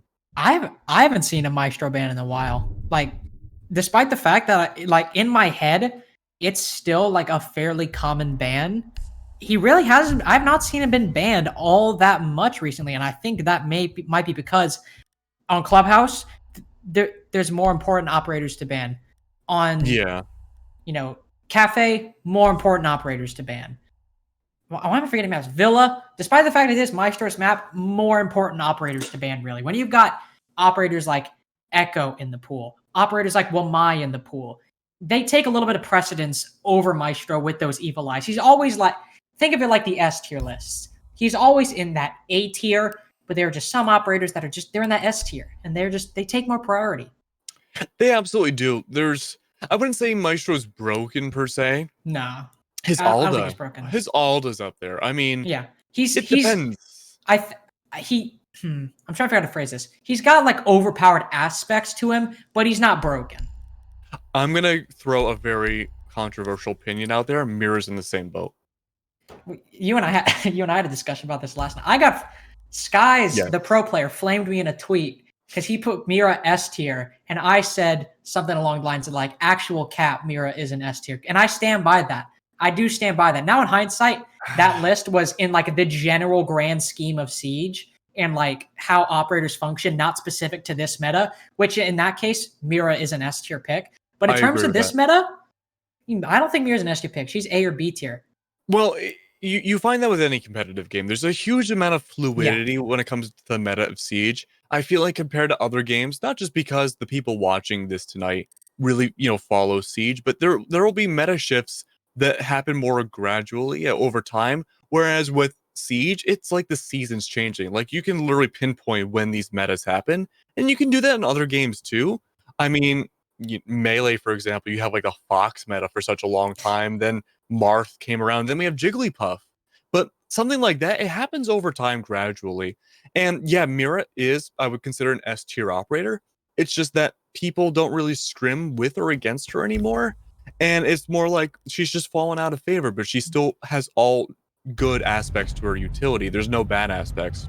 And I think with the release of Goyo too, it's all the positives of Mira without it being as meta defining as she is. Because when she's on the site, she changes the site entirely by herself, and no other operator does that. Whereas with Goyo, he has the Vector. He has C4, I believe. Yes, and he also has his shields, which aren't the same as the Black Mirrors or anything, but they can still stall out just as well as her mirrors. Yeah. That's the deployable shield change. Yeah. Yeah. Ever since I got introduced, man, they've been off the chain. Maybe this was back when I certainly didn't know. I wasn't as I was into Siege, but I definitely wasn't trying to be a caster. I didn't really know like as extensively, not to say I extensively have some deep knowledge, but I wasn't as into Siege on the analytical side back then. I could not have predicted or like predicted effectively how insane that deployable shield change would be for the meta and how just redefining the play for the entire map it would have been. Yeah. No, I mean, it's one of those things where it's funny, and we do have the opening pick here, but I just want to get my final thoughts out there. That when two operators are slated to be released, it's usually there's this super broken operator that's shown off. And it turns out the other one that people kind of slept on in the reveals is the more broken one. Melusi's a great example. But coming back a little bit to the actual game at hand, we do have those same operator bans from before. We have Supernova on attack, and it's going to be Church going down first. Now, we mentioned on the lines of Church before and how maybe this roam game will be really interesting because we've been having a very interesting roam from Villa, but this is going to be a little bit more, I believe, a roam-centric defense coming up from Phantom Legion's side. And normally they do that a lot. They like to play the retake game. That much is true. And speaking of roam game, that likely is the reasoning for the Jackal pick coming out from Nick, which is fairly curious. Though, Flames, you don't even need a Jackal. He's just already making his entry, and he takes out the Vigil. But he won't get any farther than that, as the Jaeger, on a fadeaway down main stairs, gets the refrag. Excuse me. I ate some food before we came back on the air. Got caught in my throat. Anyways, nice. He'll be back on 25 HP, and the Legion, he's the first one to get Jackal tracked. But going back to that Jackal pick, now that the action has died down a little bit, they don't really have any dedicated soft destruction. Their only real option was the Ashe, who is now dead. They don't have any breach charges. Jackal might have that secondary shotgun, but let's all be honest with ourselves, it's not the best form of soft destruction you could have brought, especially when Sledge is in play, Buck is in play, or you could have brought a Zofia and brought some breach charges. And now that all the defenders have pretty much rotated back to site, sure, the Jackal will be useful for some pings, but there are better options you could have brought in actually setting up for an execute. Yeah, absolutely. There are definitely better options overall. I can understand the Jackal pick if you want to go from a top-down roam clear perspective. But we're not really seeing any of those roamers playing upstairs. Oh, no. Oh, no. What was... Oh, it was the Electro Claw. Unfortunate. No, they don't. The Kayad's banned. No, oh, yeah, no, I'm sorry. Attackers have located a bomb. What caused that? That wasn't an impact, was it? No, it just got shot through the floor. He put it on the soft part of the floor, and then it just got shot from underneath. The most simple things you don't even think of sometimes, and that's what the cause is, because how often does that really happen, you know? But with 1 minute left on the clock, it's 0-0, and we do have two bodies down. We Flams and Trist, unfortunately, going down first, and all things considered, a pretty even matchup of bodies going down. But it's going to be a slow take of the site again. We've seen this happen time and again when it comes to Clubhouse, and it's going to be really defender-centric. It's going to be really turtling, pretty much, is the best way I can put it, and Church Wall is going to be attempted to open up. There's no mutes, no mute jammers, no nothing to really stop this Church Wall from being opened up, and that's going to give a lot of headway for that plan to go down. Now, approaching less than 30 seconds, 20-second meta, if you want to call it that, is now in pretty much full effect. All the attackers need to get onto the site now because bodies are about to be trading back and forth. The Jackal goes onto the site first, sacrifices himself, and takes down Man Bun. It's going to be Nick, though, who gets the double kill, takes down Buzz as well. He pulls the ultimate sacrifice, he gets away with it even, and it's going to be Bolts. He finds Jorno as well, and that is going to leave it down to just Jay. But Jay doesn't stay around much longer. His partner in crime, Hibana, going to take them down. That's going to be the first round, going to Supernova. Likely the reason the Echo was on those blue stairs was because he wanted to rotate away from the bomb site in order to use his yokais to try and deny the plant. Now, while Supernova won the round and they got the plant down, that wasn't successful. Wasn't able to get the yokais in the proper positions, and it's not often you see that, even without an IQ, that the yokais don't end up playing even a little bit of an effect. Maybe they got some pings here and there, but again, overall, weren't able to use the most famous ability Echo is known for, which is denying those plants.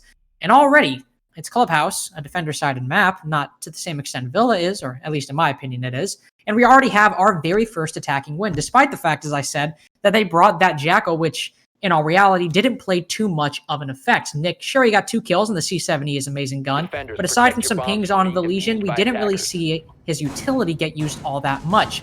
Instead of the Jackal this time, it'll be the IQ being brought out, and I still think that's a very solid adaptation. I mean, you look at the defender lineup.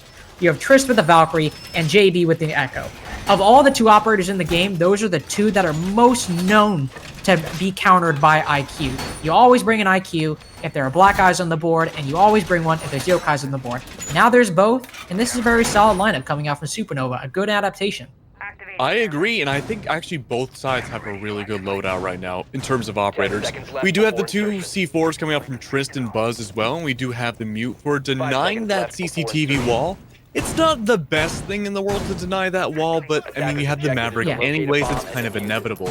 But it makes me think that maybe we'll be seeing a CCTV push. We do have 3 hard breachers on the board, which, to be fair, last week we were a little confused about that approach, but this time around it seems like it makes a little bit more sense. We've done our homework now on Clubhouse with 3 hard breachers, and so it makes a lot more sense. You can open up Jacuzzi wall if you so wish. You can open up the CCTV wall, and with the Hibana, if you want, you can open up that garage wall. You can do a whole bunch of walls that can open up. And with the IQ and the Ash to boot, it just makes things a lot easier for the attackers to make their way through. Speaking of easy, though, we do see a huge line ripping through that CCTV wall. Nothing really going to come out of it. Maybe able to bait out a C4 for it to miss, but it's going to allow the Thermite to potentially open up the wall for real, for real. Oh, that for a second it looked like he was about to put an extra thermic on, but instead Bolts will continue Maverick tricking. I was a bit curious for a second, slight, decision on whether or not how they should move about it, and instead it'll be the Maverick to finish off his job. Xandus will likely try to open that construction wall just outside of where the IQ is standing right now. There is a mute jammer, so might actually stop the thermite charge from being blown up. It just depends on how far it ends up reaching. And there they go. The plat wall Maverick trick will be completed, but Buzz, he's wise to your tricks attack and he uses the C4 kill. Maverick finished his job, but he'll be taken out before he has much more of an effect. Nick makes sure to respond and move to rebuttal and gets the kill on demand bun the Jaeger. He was playing mostly on the site, so nothing all that crazy. Might have taken a bit of an aggressive gunfight, but either way, he'll be on cams for the defenders for the rest of the round. Minute and 15 seconds left, and with those Hibana pellets, it's mainly going to be a west side push over on that construction side of master bedroom. Likely we'll have someone repelled outside of plat wall to cover the rotate in between garage and cache. But so far, the attack, they're stalling out. They're not getting much headway. And Giorno, he takes out Flams. And Xandus, in that same gunfight, is put down to 1 HP. And he's still outside on that plat wall. He's not repelled. He's holding a bit more aggressive angle, crouched, as you can see. But he's not exactly having the impact that he needs. Toxic Babes will fly out, and they'll also stop the attack's impact. And what do you know? Nix, he's just going to jump in through CC window. He gets 1 kill, and he's not going to try and push his luck anymore. He already picked up the smoke. Those Toxic Babes, they'll be off the board. Oh, and I was just about to mention C4s, but Buzz, he just takes out the remaining 2 attackers, and now it's Xandus left in a 1v3, and with 1 HP, Xandus, it's all but over. Buzz, he's playing close with that shotgun, and the moment the Thermite swings in, which he'll hear, it's over. A shot in the back will be the death knell for Thermite, and Phantom Legion move up 1-1. A really nice 3K coming out from Buzz at the very end. You can definitely tell it was a little bit of a surprise for everybody, both on the giving and receiving end of those kills, that the double kill was not to be expected. But it was really good regardless. And honestly, even without that double kill, I don't think the outcome of the round really would have changed. You had the C4 from the Valkyrie placed underneath you from where the plant typically goes. In fact, either plant site is really soft, so it probably wouldn't have changed unless you're on top of the table. But I digress. You had so many angles watching you at the very end of the round, and it wouldn't have changed. It would be the 1-1 outcome, probably 9 times out of 10. We are returning to Church and Arsenal, however, and this was not an easy sight at all for Phantom Legion. They suffered a lot here. One thing to keep in mind was that maybe their defense just was not ill-equipped for that church wall. They didn't really have anything to deny that wall from opening up. They do have Trist now with the Bandit, which I think is a really good step in the right direction. JB, like you said, was playing off-site and not using the yokais to his advantage to deny the plant either. Again, that could have been another thing as well to really stifle things on their attacking side. But when it comes down to it, both teams are able to win those gunfights fairly well, and it's a matter of who gets that opening pick first and maybe who can snowball it from there. We'll see if the adaptations made by Supernova will be what they need to continue snowballing that round in their favor. 5 seconds left. They're not bringing a sledge, but they are bringing an IQ and a Zofia, both equipped with breach charges. While not a sledge who also has frag grenades, it still will certainly do the job, as there isn't too much soft destruction that is you need to do inside a kitchen. There is quite a bit, but it's enough for 6 breach charges, certainly. They will be missing out on those frag grenades, and they'll only be stuck at 2, being brought by Bolts the Maverick, and continue with their 3 hard breacher lineup. And I still disagree with the triple hard breacher lineup for Church. Gym Bedroom, I certainly understand, and even CC I can understand to an extent. But with Church, how much are you really going to open beyond, say, a hole in dirt tunnel for the Maverick, the hatches, and then that's really about it. It's not all that necessary to open up anything else except maybe beyond Church Wall. Well, here's the thing though, right? Yeah. We did see that thermite exothermic go down the last time we saw Church, and it got shot through the floor. It gives a little bit more flexibility for the hard breachers to get that room of error to go in their favor after maybe one charge doesn't work out. Kai tricking, impact tricking, there's a lot of tricking that can be done against the hard breaches on this site.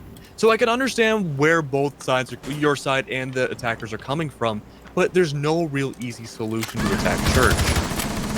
Speaking of Church attacks, it just looks like the IQ and the Zofia are making a duo push down blue, and already it's coming into trouble. JB just eliminates the IQ right off the rip, so no more IQ scanner to try and spot those yokais if a plant comes down. But based on the aggression being brought out by Supernova, that might not be what ends up winning them this round. I say that, but Flams has quickly cut his losses, seeing his teammates' death, and has decided to just rotate all the way back up, hightail it back to stock, and try and go for some more vertical play. And Phantom Legion will continue to be completely unscathed and flawless on the bomb site. Self-destruction will be brought open above that main hall kitchen area. Since the IQ is taken out, you only have the Zofia breach charge to try and open this up. And now you're going to be a bit lacking on self-destruction. You really have to make what you have worth it. And since it's all been used, these are the holes you're stuck with. Thankfully, Kitchen Hatch will be opened, but Sanders is taken down, and JB's going to get another kill. You're now in a 3v5 disadvantage. We got a 2v5 as Trist gets in on the fun and takes out the Hibana. The Echo will be spotted, but the kill can't be finished off, and now Flams and the Echo are both on 25 HP. Supernova, despite they won basement previously, they're on the back foot, and from a very tight angle, Manbun, he pushes it to a 1v5. And Bolts, at this point, diffuser's all the way up there. It's in kitchen. I would just rotate out. Take a tactical timeout. Talk to your team. Talk about what's going on, because you're not going to win this round unless the defense literally starts running at you. Yeah, it's definitely not a great position for Bolts to be in, and the tactical time, it's all you can really do. But you still want to find, I mean, it's almost like some other games. Maybe you can find an exit frag, but yeah, you do somehow find one. But wow, the crossfire, it looks like, yikes. It kind of looks like one of those spy movies where there's a bunch of lasers everywhere. It's like Resident Evil. It's like the scene where the security guard gets cut in half by the lasers. Oh, that's a brutal scene. I saw that when I was way too young to have been able to see that. That really messed me up for a while. But it was a cool scene regardless. It certainly was. We can all agree on that. Absolutely. With Gym and Bedroom, however, though, it looks like the defensive lineup isn't really changing a whole lot. We do see the castle coming out now in place of what I believe was the... I'm not sure who the main anchor was last time. I don't remember. Oh, it was Echo. My bad. It was Echo. Echo. But this time around, I know I got something caught in my throat too. But yeah, we also see the non-3 hard breach attack come out as well, but we do see it more opting towards the soft breach. This does make a lot of sense. You don't have to hard breach nearly as much. On Gym and Bedroom, I mean, there is that always room for error that could work in your favor, but there are the castle walls that you could break open very easily as well, and the castle is indeed what we see yet again. So far, the barricades have gone down on those back stairs. I don't really see these castle barricades really changing a lot from the standard that we're used to. Yeah, I mean, that castle on back stairs, it might waste a bit of time for the attackers, but it's not very often we see someone repel that position. We might see it if somebody is sitting on the main stairs and they try and take them by surprise in order to take them out. But again, it's something that can be easily dealt with, and it could be better used in different positions. I also like the fact that the site you and I both agreed that triple hard breach was the most useful on was Gym and Bedroom, and this is the one time where they replaced their Hibana, the third part of that triple hard breach setup that they brought. They replaced it with a sledge, which is, again, not a bad pick. Sledgehammer, frag grenades, solid guns, no complaints. I just thought it was funny. Flams, he'll open that flat wall. Continuing with that theme of soft destruction, they'll try to make their entry inside of cache. This is something that we didn't see often last series. The roamers playing inside of CCTV cache construction were pretty much left by themselves, and in one particular round, it resulted in a 3v5 clutch where all 3 defenders left alive inside of those specific areas. They ended up clutching the round for their team, and the defense came away with it. So hopefully, it's Supernova. Maybe they didn't watch the previous match, but they at least have some more foresight to deal with those defenders. And while we talk about that, Bolts, he's sticking with what they did previously. Gonna try and get that jacuzzi wall, as all attacking teams do. You always appreciate consistency at the very least. Absolutely, and the consistency can be great, and it could also be a curse. It comes down to that CCTV room as well. That and the Maverick wall and jacuzzi are usually the hardest parts for the attackers to take over. Actually, no, let's back that up a little bit. It can be kind of inverse. The jacuzzi wall can be really difficult for the attackers, and the CCTV wall, I would say, generally is much more difficult for the defenders. Now, with that being said, already we see that CCTV wall, the initial one, already open, and we're at the stalemate we're oh so used to. There's 2 bodies inside CCTV, so it's a matter of whether or not that thermite wall is going to open up and what the Zofia can do from below. Oh, I'm sorry, that's not Zofia, that's IQ. What she can do from below. There's going to be some gadgets inside there. It looks like some ADSs potentially. But is it going to be enough to really stall out that CCTV defense and push them back onto site? That's the million-dollar question right now. But so far, the defensive lineup just holding their angles and waiting for someone to push, and someone pushing indeed. That's going to be Nick again with the double kill, always privy to do so, is going to be finding all the CCTV people and absolutely slaughtering them. That's going to allow the IQ to push onto the site now relatively uncontested. And now we have the dual push coming out from bathroom as well. The defenders are displaced in a very bad position all throughout. Oh, almost a great shot by Maverick is countered by a great shot by Tristan the Bandit, who picks up 2. Almost 3, but it's Giorno to be the one to kill. Oh, not even the attacker inside of Logi. That one is still alive. Not for long, though, as he gets put down. That's Zofia. She can withstand, and as Xandus takes out 1, it's now in a 2v2. Make that a 2v1. As Trist, he's trying to do his best Snake impression and his best Merc impression. Try and crawl through that bomb site, and Flams, he wraps it up. It looked like Supernova was losing the round from their grasp, but they managed to pull it back. And they even at 2-2.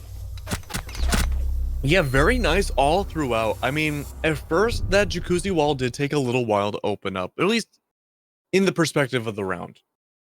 Luckily, though, what was nice about the Maverick taking a little bit longer, I don't think that was because of a lack of skill or anything. I honestly think that was intentional stalling, because it allowed more time for the CCTV people to push in and Nick to get that double kill. Because a lot of the defensive team was really focused on that jacuzzi wall. You could see a whole bunch of different people placed around logistics, those back stairs, inside gym, all waiting for a gigantic rush. So maybe the comms weren't there for that CCTV push, or maybe the comms were there, but it was just severely underestimated.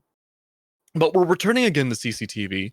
Last time we had seen CC, it was a Phantom Legion win. Attackers need to locate and defuse as many bombs. You never know, it could be changing around. It's been going literally back and forth so far. Super did win the first round, and then it was Phantom Legion that won the 2 afterwards. But Supernova have won the round yet again, evening out to 2v2. So it's really on the board right now. Statistically, this is going to be in the favor of Phantom Legion, but riding off the tails of what they did last round, this could go either way. I do think that Supernova needs to push from a different angle. I think maybe even like a logistics push or maybe a much faster construction push would be much more beneficial, because we did see Buzz get a double kill aiming from the east stairs down that hallway through cache and got a double kill. That's not going to happen twice. So you never know. It could change around completely. Not bunching up and pushing through one doorway. Certainly an adaptation that should be made. Something that is being made is an aggressive angle inside of garage. Thankfully, none of the attackers sustained any damage in that. I wouldn't even really call that an engagement. I'd just call that a wild pre-fire through the garage door. But they won't sustain any damage no matter what you call it. But again, going back to the previous rounds and the previous series, one thing we have seen both times is that the attacking team hasn't cleared out garage control. And when you don't do that, odds are the defense is going to end up winning those rounds because they have, well, just more angles being held and more map control than the attackers. There are 2 players currently sitting inside a garage. Valkyrie is getting very aggressive on that garage window. It looked like for a second she might even try to peek it, but thankfully she'll think better of herself and just instead rotate down, going to try and maybe go for a C4 from below, and no, instead, she's just getting so aggressive. She's constantly contemplating whether or not to jump out these respective windows and just keeps rethinking it and rotating back to the bomb site. While she rotates back through garage, look, what do you know, Keg? They're listening. They're in our comms. They're going for that construction push. Currently 3 bodies. The IQ, the Zofia, and the Hibana all pushing over that way. Despite the fact that they have a mute also as well, they didn't even, like give any resistance to opening that CC wall. Thermite just opened it immediately, and Trist, he's gonna go for a run out. He's continuing to try and get this aggressive play. Oh, and the Kali repelling up. Just might be in the view of the Valkyrie, but while I say that, Flams gets taken, takes out Man Bun, and there we go. They're baiting us the entire time, finally gets the kill onto Bolts as Yorno picks up one more onto Nick. It's a 3v4. A 3v4 indeed, and I'm glad the Valkyrie got that run out to succeed. It was definitely a lot of back and forth, and it really seemed like it was not going to work well in their favor, but it did. It ended up working well. Now, the Exothermic's going to try to go off. I believe there's a Mute Jammer on that wall, and that's going to be a bit of an issue, especially, yup, there it is, Mute Jammer on that wall. And so that's going to be up to maybe the Zofia to take it down from underneath. The IQ normally would have, but she's dead. The Lance would have, but that's dead too. And it's going to be Zofia too. That is not in a great position right now. It was the Echo who got the pop shots off onto Zofia, and she gets herself back up. But it's going to be the smoke that goes down next. The Zofia charge going down, potentially getting the Mute Jammer. The answer is no, but now I believe yes. That Mute Jammer is now down, and that's going to be allowing the wall to open up. No more bunching through the doorways, as Lynx eloquently put it. No double kill potential coming out from Buzz, who, by the way, I believe switched off the smoke into the mute, and they switched spots. I believe. I could be wrong, though. VOD review that. But Buzz does get the C4 kill, as per usual, like 2 rounds ago, doing so the same. The second kill does come out again. I'm feeling like a huge sense of deja vu, and I guess deja vu indeed. No triple kill from Buzz, but still a Phantom Legion win, no matter what. And that's going to be a really interesting round, especially for Trist, who I think had the most interesting plays by playing super aggressively, as in really aggressively. Now, we've seen aggressive plays from both teams, but this was a little out of the ordinary even for them. It certainly was. I mean, he was contemplating running out of every single possible window on that east side of the map. From garage door to blue window, back to garage door, back to the garage window up top. Though the garage window was actually the first one he was contemplating peeking. He really wanted those frags that time, and hey, eventually got it on the garage run out. And also, something that we didn't mention really last time, there's a Kali on the board. Obviously, didn't mention it much last time because she didn't really have all that much of an impact. Might have helped in getting that plat wall open, but in terms of effect beyond that, wasn't really a factor. And now she's being brought on basement. Now they know they can't go CC because they want it, obviously. You know that if they just want a bomb site, they're not going to go back to it because the game physically allows them not to. But they're still deciding to bring this Kali. The Kayat is also banned, so they don't have to worry about Electroclaws on hatches. So overall, Bolt's trying to pick this instead of, say, I don't know, sledge or anything. That works too. The Kali. That's the hill they want to die on. I mean, I'm trying to do like the quick calculations in my head. It's like that meme of the lady with all the math going around. There has to be a reason why you want to bring out the Kali. I can understand using the SPS as your secondary for the most part, probably for the primary attack. I guess it would make sense if you want to rush down either CCTV or opening up stuff very quickly like that barricade. But my best guess is maybe bringing Kali down the front stairs near kitchen and just having her hold a prone angle for the rotate. That's really my best guess. That was unless you want to chill at landing on blue and maybe try to hold a really tight angle all the way into church in Moto, maybe? That's what it'd have to be, just holding a long angle of some kind, because other than that, or maybe using her lance to destroy shields, which there is only one of on the defense, and you also have you don't even have a Zofia, you have an IQ, who, as we're talking about her, is unfortunately dead. So you want to be able to spot those yokais, and I believe, no, Bolt's still carrying breach charges. She's now the main self-destruction for the attack. So hey, Kali, her usefulness just shot up about 50%.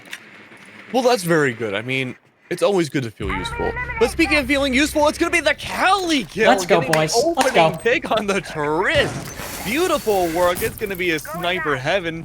And it looks like that gets denied. The Exothermic getting denied again, I believe. Shot through once more. it does happen, but wow, I really wish we got to see what angle that came down from. But from what we can tell, it took around roughly 3 to 5 shots for that bandit to go down as well. Moto hatch is open, and Callie is still upstairs, so I'm not really sure where that whole bandit engagement went down, but very nice overall. Proving us wrong completely. A minute 25 left on the clock, and no one is down on the main actual bomb site. It's going to be pretty much a standard hold right now. Buzz is chilling near the service area. It's going to be near blue and waiting for anyone to peek up from there. But no, there's absolutely no contest on that eastern side of the map. It's going to be the Callie and the Hibana that drop into Moto, and really the only competition on that site, I believe, is the Echo.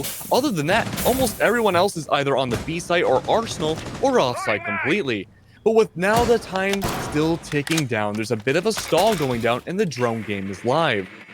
Finding out that there's not a lot of operators on the site. Actually, no, I stand corrected. There is the Jaeger as well, holding an angle right behind the chassis. That's going to be a tight angle for the Hibana, trying to find those opening pop shots, not able to secure it. In fact, neither of the two parties were able to secure it. And it's going to be Buzz who takes down Bolts from behind, it seems, in the flank of a Sentry.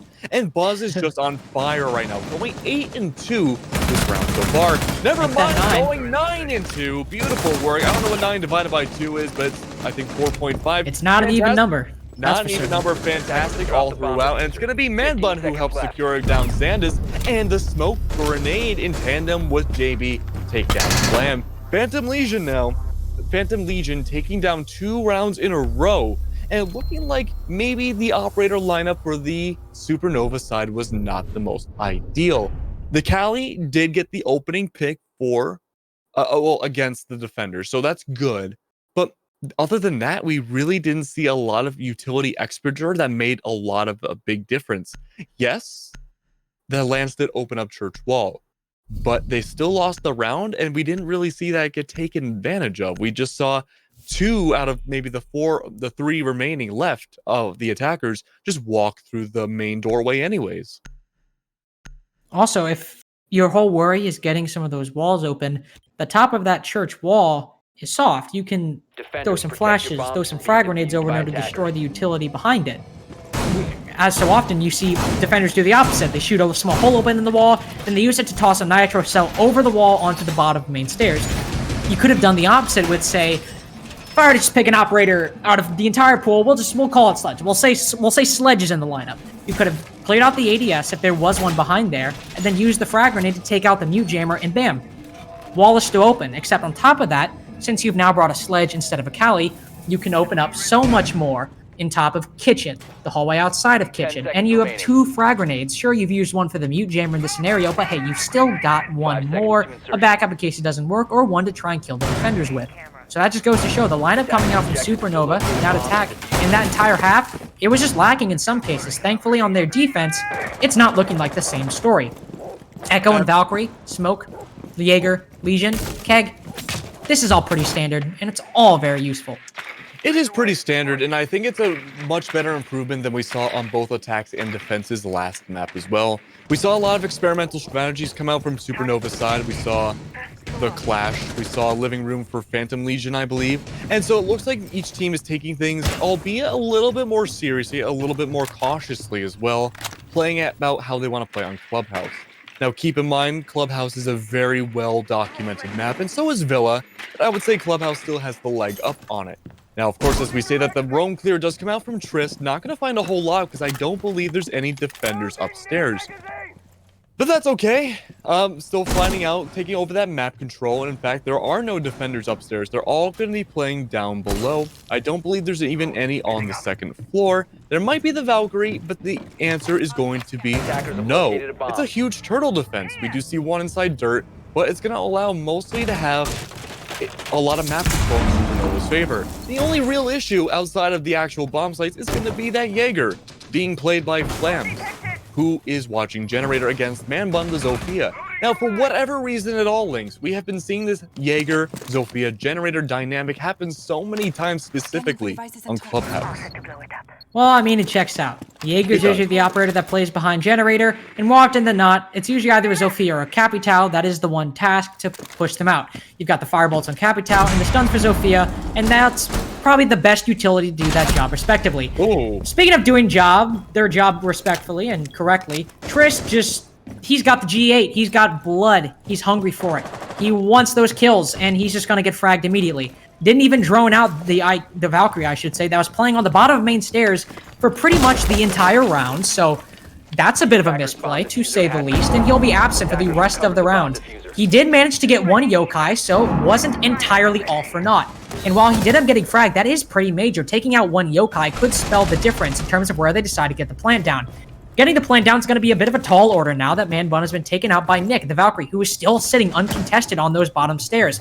She's now at 1 HP, so a rotate back to site would be the smart move. But on top of that, there's also a defender going for a flank up top. JB gets one, but again, there's one rotating through bar. Not entirely sure what the defender is. And yes, it's the Jaeger. And as I hype him up, he just immediately gets fragged by the Hibana. So good on the flank watch coming out from JB. And it is now even the man count 3-3.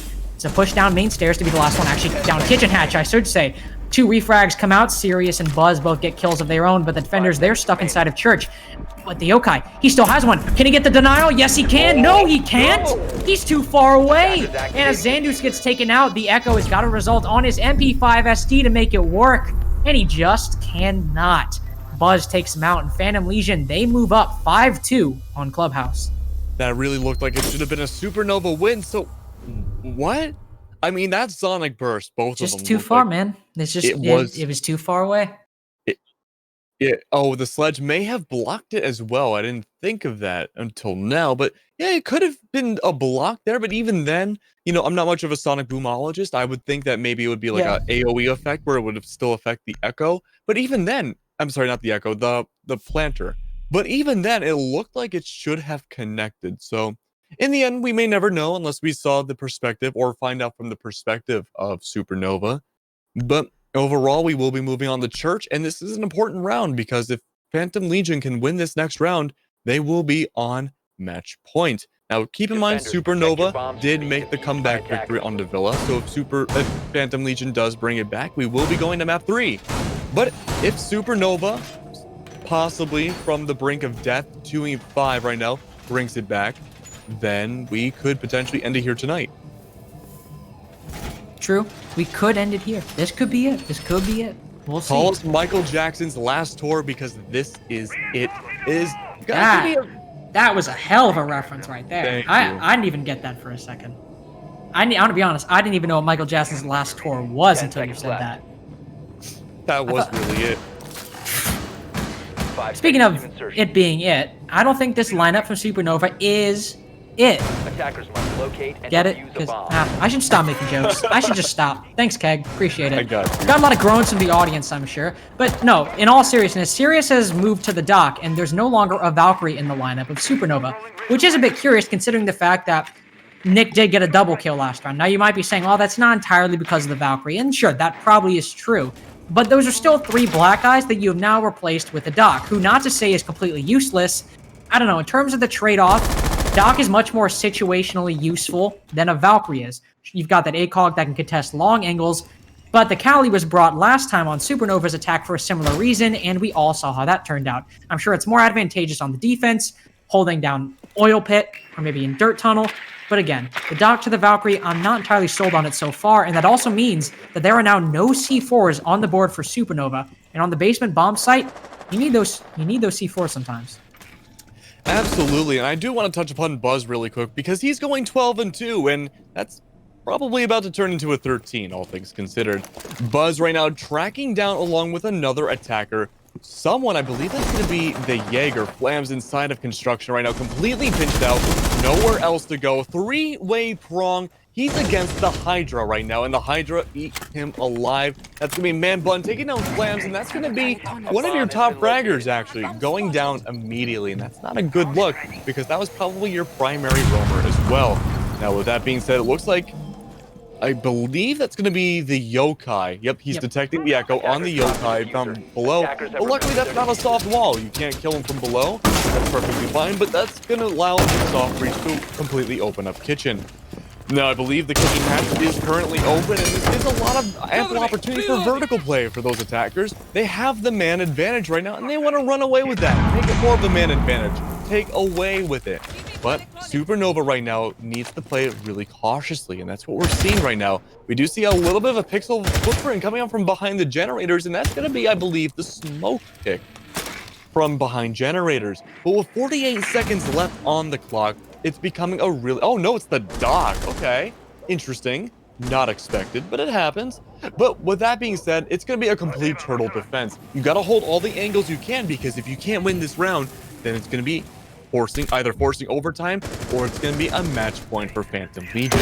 28 seconds left now, Lynx. It's counting down so quick. The frag grenades go down.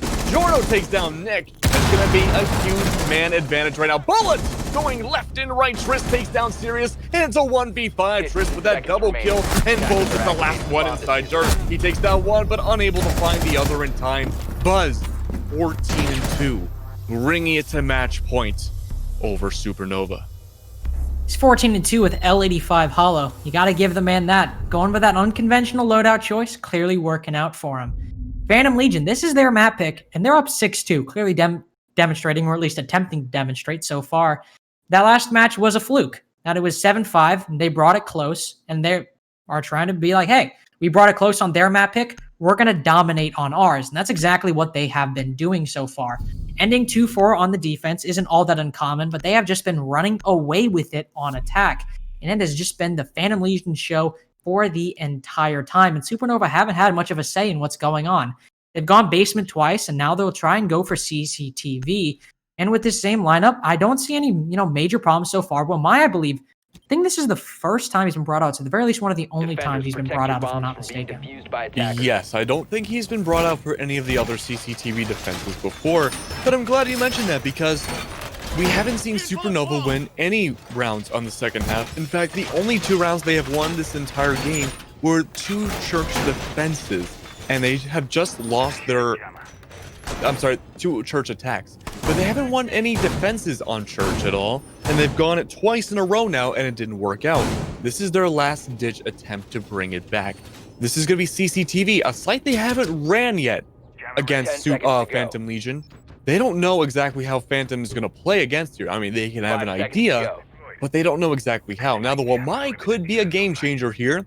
We do see the discs coming down from Garage, and there is sometimes some utility that goes down from there, maybe usually trying to take down whoever's playing into Raptors, or trying to blind out to get a position onto Raptors. But overall, the discs won't be really...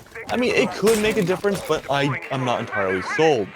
It certainly will waste a bunch of time for the attackers, but look at what's on the board right now for Supernova. You got Jaeger's ADSs and the Magnets. But look at the attackers. You have 3 flashbangs in total. And then you also have Zophia's concussion lifelines. But you don't have an Ash, who has flashbangs and breach charges. But you have taken down the Bandit, so that is certainly good. Man Bun on that plat wall repel will take him out, and that's a C4 taken off the board.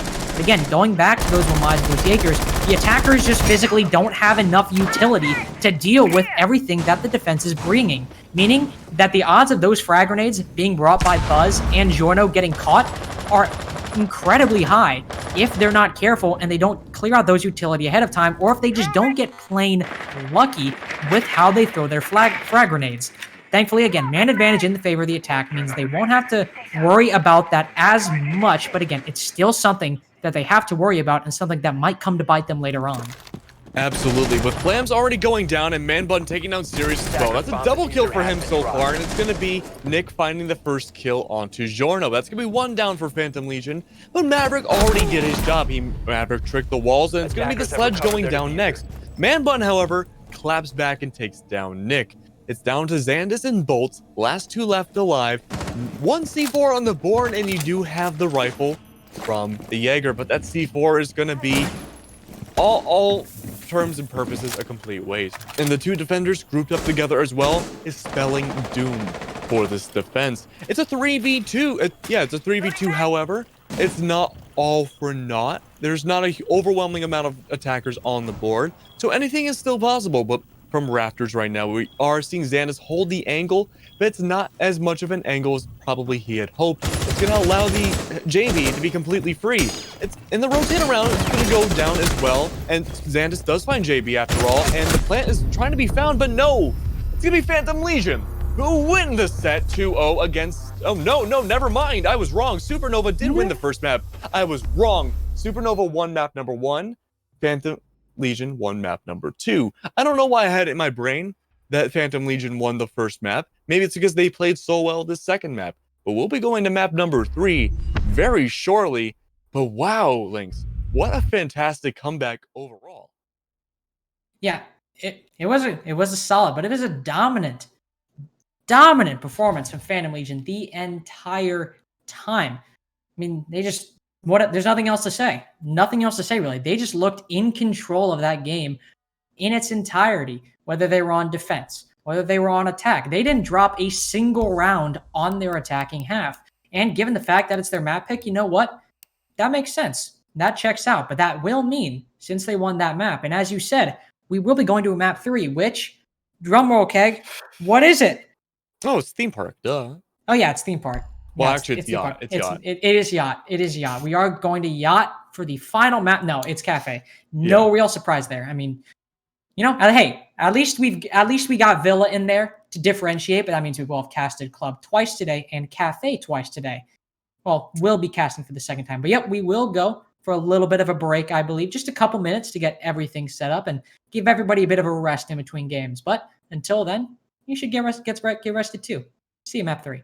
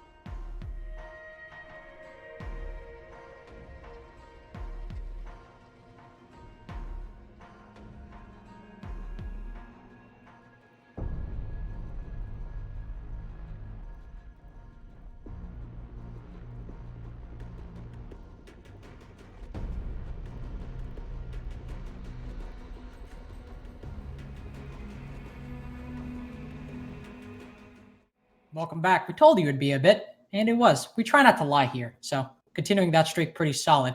As I said earlier, we're going to map 3, Cafe. It's 1-1 currently between Supernova, who took their first map pick, Villa, 7-5, and Phantom, who took the second map pick, Club, 7-2. So needless to say, that second map was a little bit more dominant.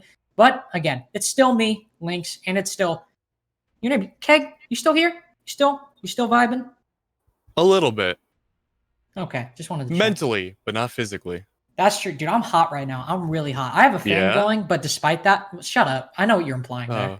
I know what you're trying to go with that. I'm not so easily tempted. I mean, it's worth a shot. Yeah, you know, you got always miss 100% of the shots you don't take. And I believe is that the Office joke, like Wayne Gretzky, Michael Scott? Yeah. I don't know. Okay. Is it Wayne? I thought it was Michael Jordan. It might have been Michael Jordan. I don't know. Either way, gotta be getting into the match real quick. Thought we'd have to stall for longer, but hey, we didn't have to, and we appreciate that. As I said, Cafe, it's gonna be the third map. Phantom Legion starting on the defense, and Supernova, they're gonna have the unfortunate task of starting on the attack. But what time is it, Keg? What time is it? Time for you to get a watch? Alright, I'm leaving. We're done here. Cast is over. Oh. Yeah, but right now it's banning operators time.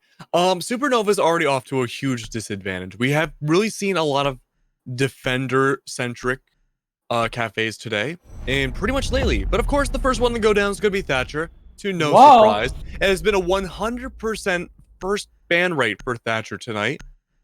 Every single map so far. First one always going down is going to be Thatcher, but Buck going down next. Okay, interesting. And now it's funny because you remarked in the last set that we had that we don't see Buck too often when it comes to Cafe.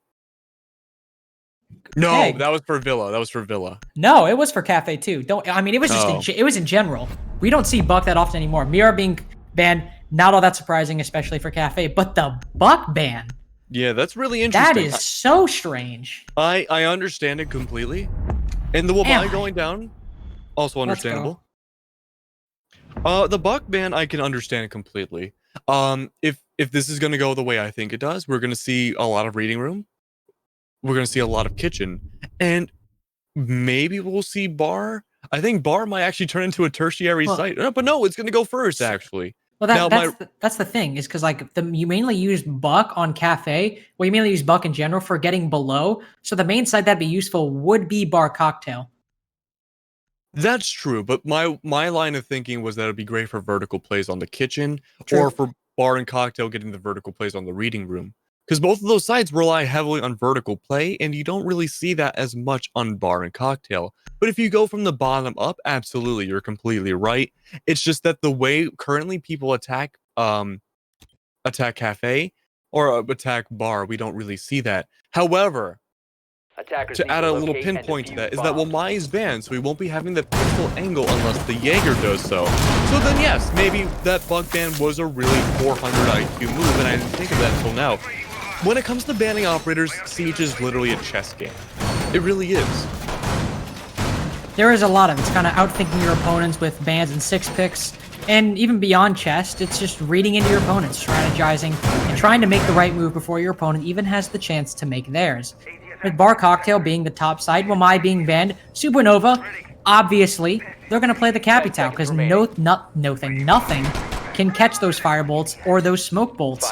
And since Wamai's off the board, odds are we won't be seeing anybody play Pixel, combined with the fact that there's no deployable shield on the board. Instead, what do you know? It's our favorite meta that has gained a resurgence, especially in ESA recently. It's the Mute Mozzie combo, taking that place of the Wamai Jaeger combo, and likely the reason why we're not seeing much play on Pixel specifically.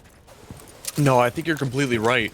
And when it comes down to the Mute Mozzie combo like we saw in the last set between Going Nuclear and Revenant, we actually saw the Mozzie put in a lot of work with those C4 kills from inside of Train. Now, will we see that again with Buzz? Honestly, probably so, because Buzz did go 14 in like 4 last map. He did really well. Did very well. Crazy amount. Insane. Pure insanity. And it looks like we are going to be seeing a top-down attack again from Supernova's side. It's a bit of a stall out right now, actually. No one's really going for the hatch. It looks like, for the most part, it might actually... Well, yeah, there are some on the roof, but it looks like there's a little bit more of a focus than usual going on the sides of the cafe itself. As in, dining room, as in those middle floor windows, looking Bomb for located by potential attackers. roamers that might be trying to make their way through, rotating around. But it's gonna be Buzz finding that opening kill onto Nick. It's gonna be the Ash who actually probably did try to find Buzz, but gets the rotate or gets the reverse peek instead. But that C4 is still live, and that's gonna be paramount, absolutely paramount to this cigar push right now. Now, keep in mind, Mozzie's on the board. They have drones that could be potentially hiding inside of Cigar. We don't really know for a while, but it could be a huge blunder depending on how this goes next. It could be a huge blunder, and as you just heard, that C4 get ripped and will likely be blown up at any point, but he's playing it safe. He's not trying to blow his load too early, so to speak, and he's waiting. Oh no, he still has it in pocket. I think he just ripped it, and then he didn't actually blow it up. He put it back in his pocket, so again, still playing it safe, trying to wait for the exact right moment to let it go. The Capitao, who I initially thought would be repelled on that west side, since nobody's playing Pixel, he's moved all the way up to the skylight, waiting in these final 45 seconds for the call to come in and to let those firebolts and smoke bolts rain down onto that third floor site. Supernova still at the disadvantage with a man down. As you can see with those smoke bolts, they've covered off that cocktail side, but it won't stop Trish from getting the kill onto Xandus. He was the one with the diffuser, but Flams, he'll pick it up in response. And a very not smart peek coming out from Trish. They'll get punished by Sirius, and it continues with Giorno taking out Flams. The defense are looking so strong in these final seconds, and the attack just don't have the answer on how to respond. Sirius and Bolts, they're the only ones left. No frag grenades on the board, means that you won't be able to push Giorno out of bathroom, and he'll take advantage of that, taking out the Nomad, and it's just the Capitao left. He'll pick up one, but he's only got 5 seconds to pick up 3 more, and that ain't mathematically possible, my friends, because Phantom Legion, they know that too, and they pick up that first round on the defense. Yeah, that was a really interesting attack towards the very end. I mean, it seemed like it was going decently in the beginning up until when Buzz got that opening pick. And Nick definitely was not expected to be taken down so early. But overall, Phantom Legion just held their angles. They didn't really aggress too much unless they needed to. And they let Supernova take the angles first. They let them approach. And it worked out well. It worked out fantastically. In fact, they won the round. And without even losing too many bodies in the process of doing so. But now here's where the real fun begins with the lack of vertical plays. Potentially, we do see Kitchen coming out again. Now, Bolt, interestingly, is bringing out the Nomad. If the last set from tonight is anything to go by, the Nomad's kind of a bad luck charm. The Gridlock has been a lot more successful when it comes to the counter flank plays from before, whereas the Nomad air jabs we haven't really seen be effective at all tonight. I can't think of any times really the air jabs went off at all, and I certainly cannot think of when the air jabs connected into a kill one way or another tonight either. The only one does come to mind, and it was Villa.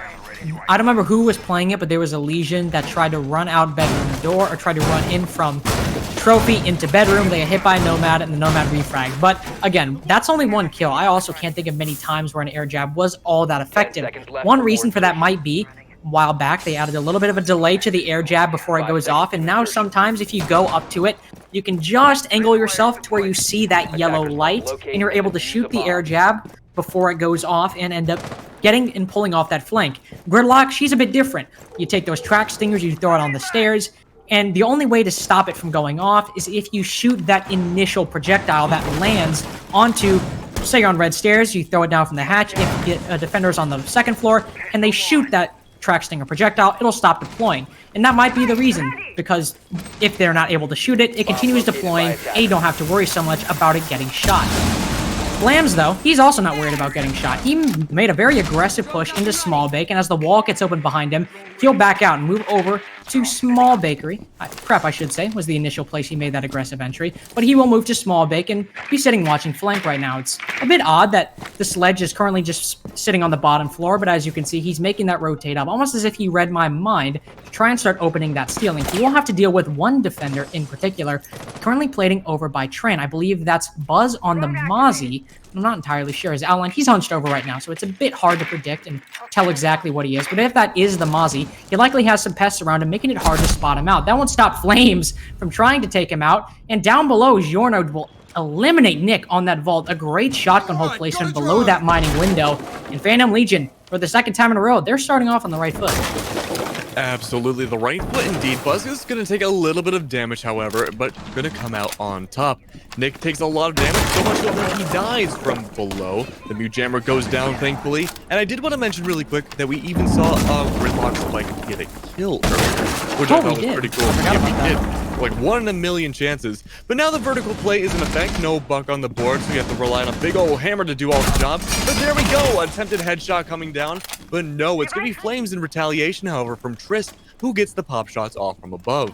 But as all this goes down, we're seeing a very bright horizontal play coming down from the attackers. The bakery wall is open, and all the defenders are forced to the back of the kitchen. They're forced to the back of lobby as well. 50 seconds left on the clock. But so far, no one's able to find any shots on each other. Of course, like magic, as I say that, Buzz does find Flames from below going up, and your vertical play is dead. Ginorno, however, takes down Bolt as well, but Xander gets the refrag onto Trist. You lose another one, however. Giorno doesn't care. No. Giorno get kill, and that's going to be a triple kill from him in round 2. Fantastic work going around. And it goes to show Buzz did a fantastic job in the first game, and so far Giorno has been showing up and stepping up quite a bit this one. Bit unfortunate that he was just playing directly in front of that reinforcement. The attackers just weren't able to land the shots necessary. He was just a bit too elusive on that mute for them. And as a result, look at that. It was such an easy round for Phantom Legion. Almost looked like it took minimal effort. The attackers just kept walking into their crosshairs. And aside from maybe one engagement or two, it was their round the entire time. That lineup has really been working well for them. That core of that Mozzie, Mute, and Valkyrie, though it's mainly been the Mozzie and the Mute, I feel like have been the mainstays so far on this attack, have also been the main players getting kills. Giorno obviously showed up big that round, and Buzz as well has been another great fragger for his team, using that P10 Roni to great effect. Now, if you're on the defense on Cafe, you're going to be feeling pretty solid being up 2-0, but you still have one more site to go to. And since you've won Cocktail and you've won Kitchen, it's going to be Reading. We did see Valkyrie last week in Champions actually play the mining side on Cocktail twice, and they did win it both times. So I was hoping maybe we'd see somebody this week take a page out of their book and try something different, but rather Phantom Legion stick to what they know than trying to take a risk on some bomb side. After all, we did see that on Villa with Living Room, and it didn't exactly turn out too well for the team that defended it. Located a bomb. Yeah, absolutely. We saw a lot of reading room plays that just did not pan out very well. It actually went really well in the attacker's favor for the most part, I would say. 5 seconds left. But we've been seeing a lot of interesting different attacks. This has been the most varied. Attackers are heading It's out to varied, defuse the not bomb. variety. But it's been a varied attacking style for how you want to approach reading room. A lot of teams like to go top down, but we've seen some starting to employ a bottom up maneuver, and some in a split push also. Either go bottom up while simultaneously taking a horizontal path. But it's the horizontal path we may yet see again. Flam's opening up the wall into mining, I believe, and it looks like we're going to see top down as well. Now this is important for the map control and getting the roam clears down, and Trist finds Flam, so maybe that horizontal play was in fact not the play after all. But with 2.5 minutes left, there's still plenty of time for the attackers to get their footing together and get their way onto the site. It's just a matter of actually doing so. The air jabs are going to go down from what looks like to be the top of the hatch. Not sure if that was a misplay from the Nomad or just trying to be sneaky about it, but the Mozzie's going to be hiding down below. Oh my god. Piano, and he gets the kill. Buzz taking down Nick yet again. That's going to be a little bit of a rivalry going on between the two, and it doesn't end. That's C4. I don't think we've seen Buzz use the C4 yet, but funny enough, Lynx, he's 4-0. He's been doing the work for his team so far, and sometimes if you want to get those frags, you got to go for the rat play. That's exactly what Buzz will do. Man Bun will try to continue the Mozzie's work up top all the way on that Cocktail side. Some shots will be fired down onto Xandus, though none will find any purchase on the Thermite. And as a response, Jaeger, he's just rotated back down. He's on the site now. Might go for a flank up White Stairs later, but for now, he'll remain down there. Sirius down there as well will take out JB, the Goyo. Oh, he's actually not down there. They might have been through the floor, I'm guessing. I'm not entirely sure, as the Goyo must have rotated or tried to rotate up somewhere. But either way, that's C4 taken off the board. An important piece of utility if Supernova want to try and bring this man advantage back. They are walking, as I was about to say, they're walking on soft floor right now, so a C4 would be primed to take out one of them. And Giorno, he does it before I can even get the words out of my mouth. One more attacker gets taken down. Another flies out from Buzz, but it won't be as lucky and as impactful as Jorno's, but it's still a 2v4. You can afford to make a mistake every now and then. Sanders, he tries to bring it back, getting the kill on Jorno, the one who felled his teammate just a few moments prior. You've started to bring it back. You've started to regain some momentum. You still have a lot of room to go, especially if you're the only one left. Trist takes out Sirius, the Capitan. No more smoke and firebolts to set up those executes. And Trist, he just goes for the crouch peek, the aggressive play, and Xandus just does not stand a chance. He ain't ready for it. And Phantom Legion, they're just continuing to look so dominant on Cafe, as it's been flawless so far. They've completed the perfect cycle. Dominance is the name of the game. Yeah, actually, very true. We don't see perfect cycles too often, but something interesting to note is that the Mozzie, or Buzz, if you will, has been getting so many kills, but not a single one has been a C4 kill. Yeah, he's been running the C4 every single round and has not even detonated it yet. Now, we did see 2 of those 3 go down. Maybe he got one last round. I could be mistaken. I'm not sure who took down the Nomad. He blew it last round, but he didn't get a kill. The Mute took down the Nomad. It was the Mute. Okay, from my I was thinking about the kitchen side where 2 of the 3 were used and Buzz was the last one, so I do apologize. But the idea still mostly stands. Buzz right now, 4 rounds in, not having a single death so far. But of course, that's not the only amazing accolade going on Phantom Legion side either. Jorno right now, 7-2 on his team, doing fantastically. And meanwhile, on Supernova, it's not looking as hot, but that's okay. The attacking side for Cafe can be notoriously extremely hard. And we're returning back to Bar once more. No pixel angle again this time. Buzz, I believe, going to be playing down below into mining and train once more. And we're going to see pretty much the same exact defender lineup, except having a little bit more anchor power this time with JB on the Maestro and Trist on the Kaid. I mean, you don't really need it all that much. It's going to be extremely hard to hold that pixel angle, especially with a Capital on the board. Odds are, if you were to devote a shield there and devote a body there, he would get flamed pretty much immediately with that Pomai off the board. So it's a smart adaptation, and again, you don't really need it. Sure, it's pretty much free cigar control unless you have someone playing a long angle that has a view through that bar wall into Christmas. But just have Jorno play inside a bathroom with that shotgun and have Buzz or somebody play with a C4 from below, and that does the job just as well. Might take a bit more skill, might take a bit more finesse, but it does work just as fine. It is, as Keg said, pretty much the same lineup. No variations being made. And since nobody is contesting that pixel angle, Nyx and Flams will just immediately repel right into Cigar. One thing they might not have anticipated, there's somebody playing on red stairs right now. Not sure who it is, but Trist, he gets the first kill onto Flams, the Zofia. And yes, it was Trist playing on those red stairs. So going undroned, clearly a misplay by the attacking team. And he'll go unpunished, rotate back down, anticipating or waiting for another opportunity to strike from the shadows. The Zofia being off the board means no more destructive lifelines to take out those Maestros. And with an Ash off the board, you can only rely on the 2 frag grenades brought by Nick in order to make that work. Have to burn plenty of ADSs to get there, and it's going to be extremely hard, especially since you have to devote frags. You're going to have to devote them to either Bathroom or you're going to have to devote them to Evil Eyes, and you have to choose one or the other, and depending on which one they choose, the other one will likely be the death of them. Very true, well put, very poetic. Now, we did see one C4 go off, I believe, from Tris, and that's not going to connect whatsoever, but we do have 2 more C4s on the board.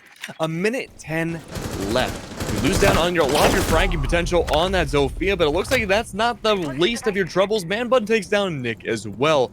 Your sledge is gone. The soft breach not 100% necessary, but you know what is necessary? Your team is necessary, and you can't even find one, missing all the shots, swerving around like Neo in the Matrix. It's going to be Phantom Legion taking another round, and Trist helping secure a flawless win on Phantom Legion's side.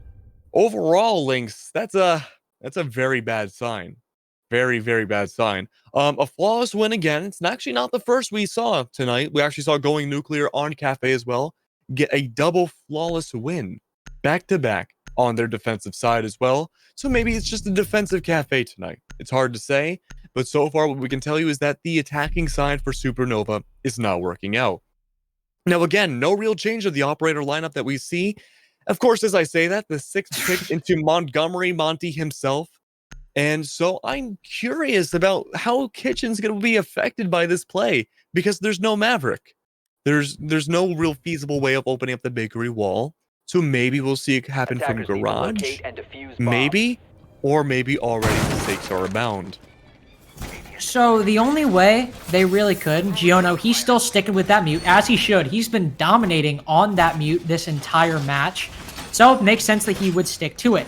But the only way they'll be able to destroy it is if they either get a frag grenade over that wall, which, again, I'm not entirely sure how feasible that is, or if they go from above. But as you said, they brought that Montaigne.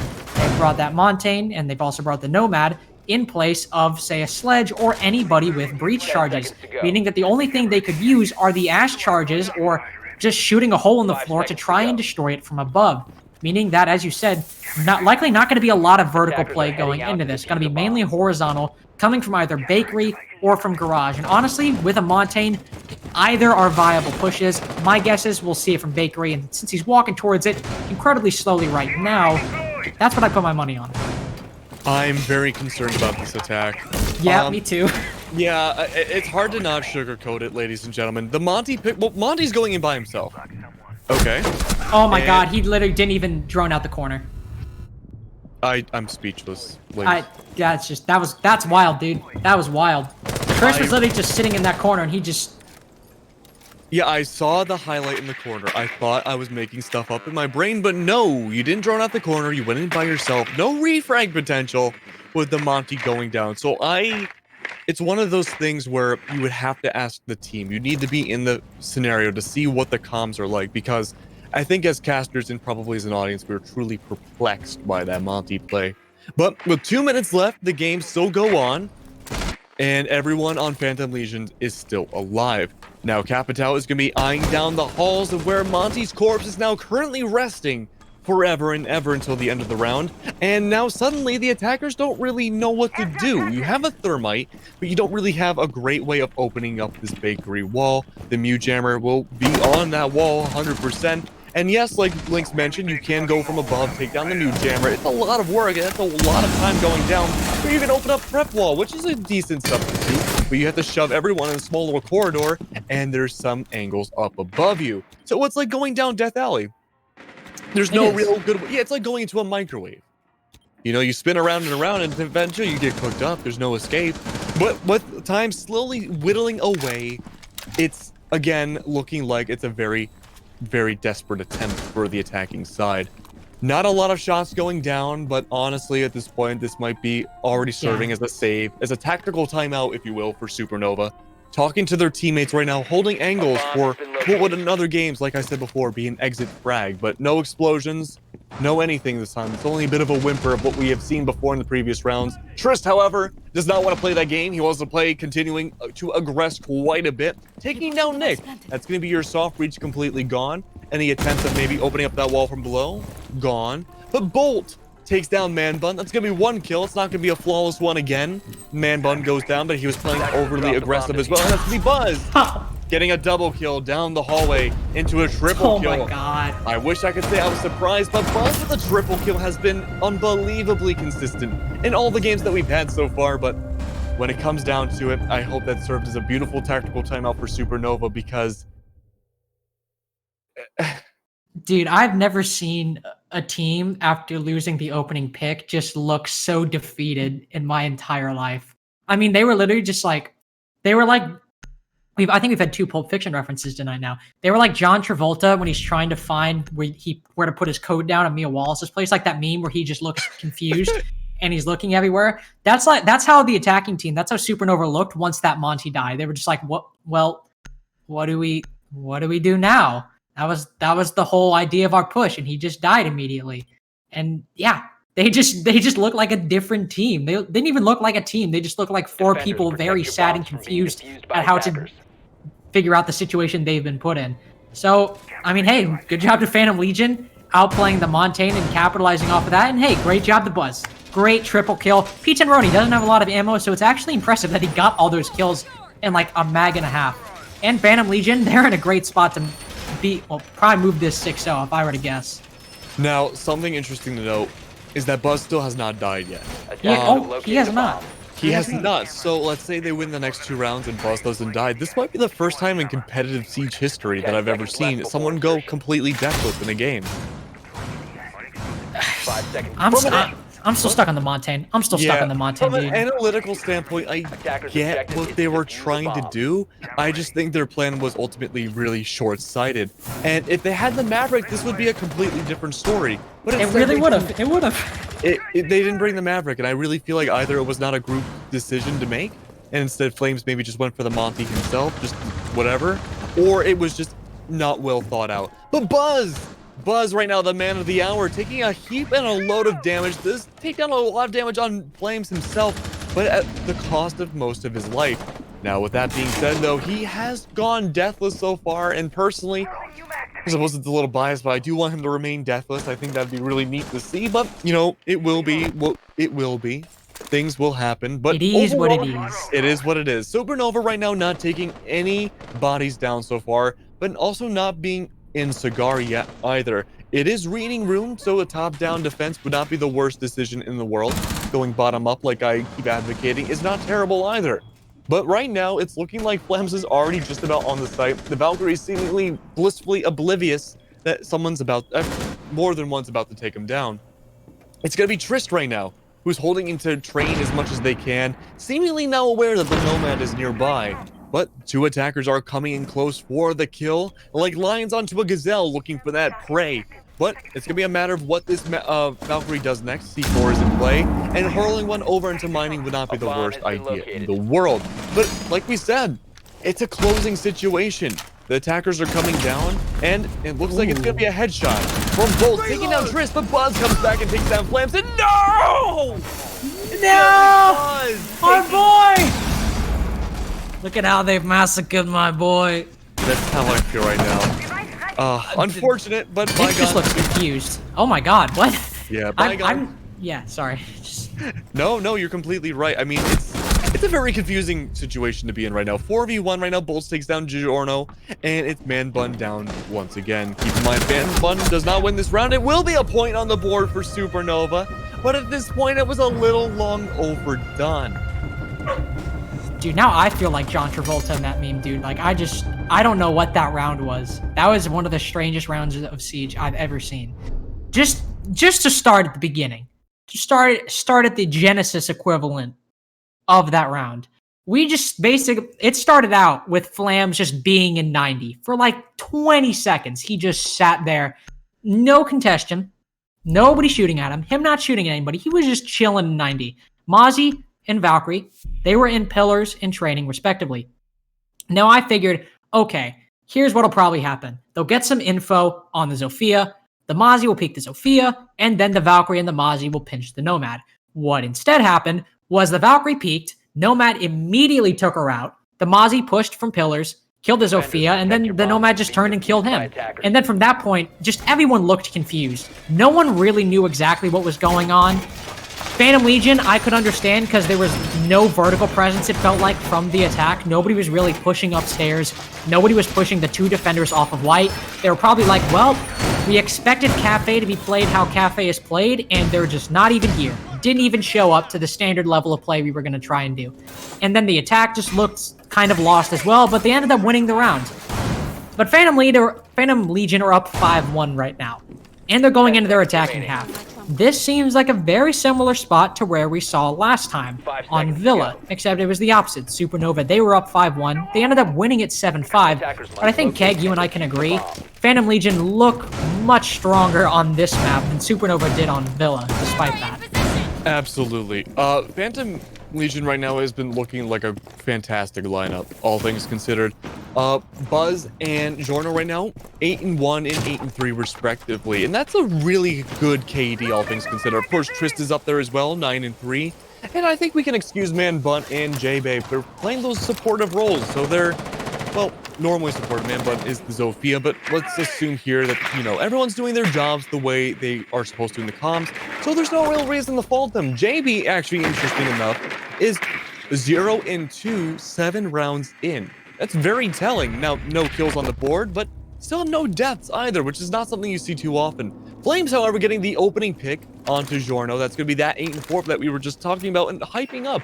going down immediately. But this is a very interesting defense, all things considered. It's your standard castle defense when it comes to bar and cocktail. We are seeing the smoke play on the iron shield, waiting for those people in red to drop, either for the smoke grenades or the shotgun to be used effectively. Now, are there counters to it? Yes. But so far, it's looking like they're playing directly into they're playing directly into Supernova's game. But what's going to happen from here, Lane? Well, Nick's going to get a kill. He's going to get 2, actually. So that's what's going to happen. He's just going to... That wall gets open, and he just decided, I'll peek that. I'm feeling my gunfights today. Haven't been the biggest player so far, and I'll try to bring this back for the team. And he does. It's now a 2v5 that Phantom Legion find themselves in. Something that, going off of this Cafe matchup, I imagine they are certainly not used to. But Buzz, he's still got 1 frag grenade. And Trist, both Trist and Buzz, they have been fragging out. The only one missing from the party is Yorna, who also has 8 kills, tied with Buzz. So this is certainly a duo that could pull out a clutch, but it's going to take a lot for them to make that work. Trist will get the first one onto Sirius. Alibi being shot in the process means he'll be marked, and they'll know approximately or exactly his location. And it's a C4 from below to compound that fact. Sledge will pick up 1, but at this point, it's all but over. It's going to take a lot to bring this back. Buzz, he's got to contend with bolts, close quarter with that shotgun, and he just does not have the guns to pull that off. He's got the SMG-11, but again, it's a shotgun close quarters. What are you going to do? He'll pick up Diffuser, taking a little bit of a step further to try and bring this back. He's going to cook another frag grenade through the drone hole. Oh, but you miss. That's just been this round in a nutshell. The missed frag grenade through the drone hole. Continue to try to make a stage on new balcony, and it's not going to happen. There you go. That smoke I was talking about will finally get the kill onto the sledge. And Supernova, you take your first round in a while. Congratulations. You still got 3 rounds to go before you even it out. Absolutely. Supernova right now winning 2 rounds in a row, actually. Winning the very last round on the first half and winning the first round in the second half. That's actually really, really good for them. Really good. They won a defensive round, which was good. Now, statistically, they were on the wrong side, if that makes any sense, for when switching the halves. You want to go for that 4-2, but unfortunately, they got the 1, and now they have the 2. It's a 2-5, however, though, so even statistics aside, it's still going to be very much so in Phantom Legion's favor. But we are seeing a 6th pick away from the Valkyrie to the Legion on Supernova's side, and the Sledge going to the Nomad, interesting enough. Now, like I said, Nomad is like a bad luck charm when it comes to Cafe, I feel. The Gridlock has had more consistent and, frankly, better results, all things considered tonight, but the Nomad has a good job as well. The air jabs can be really effective when used. Unfortunately, they're just not used very often. Now, with that being said, though, however, we are seeing the kitchen once more, and the vertical plays I'm expecting to be highly used. We do have the Maverick going down, we do have the Thermite ES, but we also have Man Bun on that Zofia, and I'm assuming there's going to be a lot of vertical play to play on top of the fact of where Supernova was lacking on their own attacks. So, just this entire map, there has just been a distinct lack of vertical play overall, it's felt like, which makes Supernova's buck ban especially confusing. Well, not necessarily confusing. If they're trying not to go for vertical play, maybe it makes sense. It just feels so weird, looking in hindsight with how this match has been played. I figured maybe we would have seen more Sledge, but even then, we've barely seen any dedicated vertical play operators come out. And if we have, we haven't seen all that much of them. I started thinking about that ban again, and I don't see the impact of it. I still don't understand why Supernova. It has to be a target ban. That'd be my only guess, but again, as of right now, I'm just overall confused about it. And going into this round, is it really necessary for Supernova on your defenses? Is that the thing you need? Looking at their lineup so far, I don't think the buck ban is worth it, if this is how they're going to be playing. I mean, yeah, I completely see where you're coming from, but the buck ban has been doing its job as well. There's been no vertical play. True, fair point. No buck, yeah. So, I mean, overall, I think Phantom Legion, that was a really... Well, I don't recall. I believe it was Phantom Legion's ban. It was Supernova's. It was Supernova's. So, like, I get it. I do. I think that benefited Phantom a lot more. But overall, I do think, you know, the distinct lack of vertical play has been noticeable and hasn't really gone in Supernova's favor. So I do think it was impactful. It just wasn't impactful for them. But all things considered now, we are at a minute 28 left in the round. The walls are going to be opening up in Bakery. The prep wall, I do not believe, is opened up. But huge sight lines going into the Bakery right now is going to be a huge, pretty much like a trench inside a kitchen right now. Just like a firing squad lined up. But we do have Trish going down red stairs again. Man Bun finding Xandis. That's going to be a beautiful opening pick. That's going to be your Kite going down. That's one of your two big anchors, or one of your three big anchors right now. And right now, only having the soft wall protect you, pre-fire from Man Bun's going to find another one. And it's just a back and forth right now. 2v4, both find strength as well. You're down to your dock and your smoke. The last two anchors alive. Are they able to find any shots, though? That is the million-dollar question. The smoke is in a really bad position right now.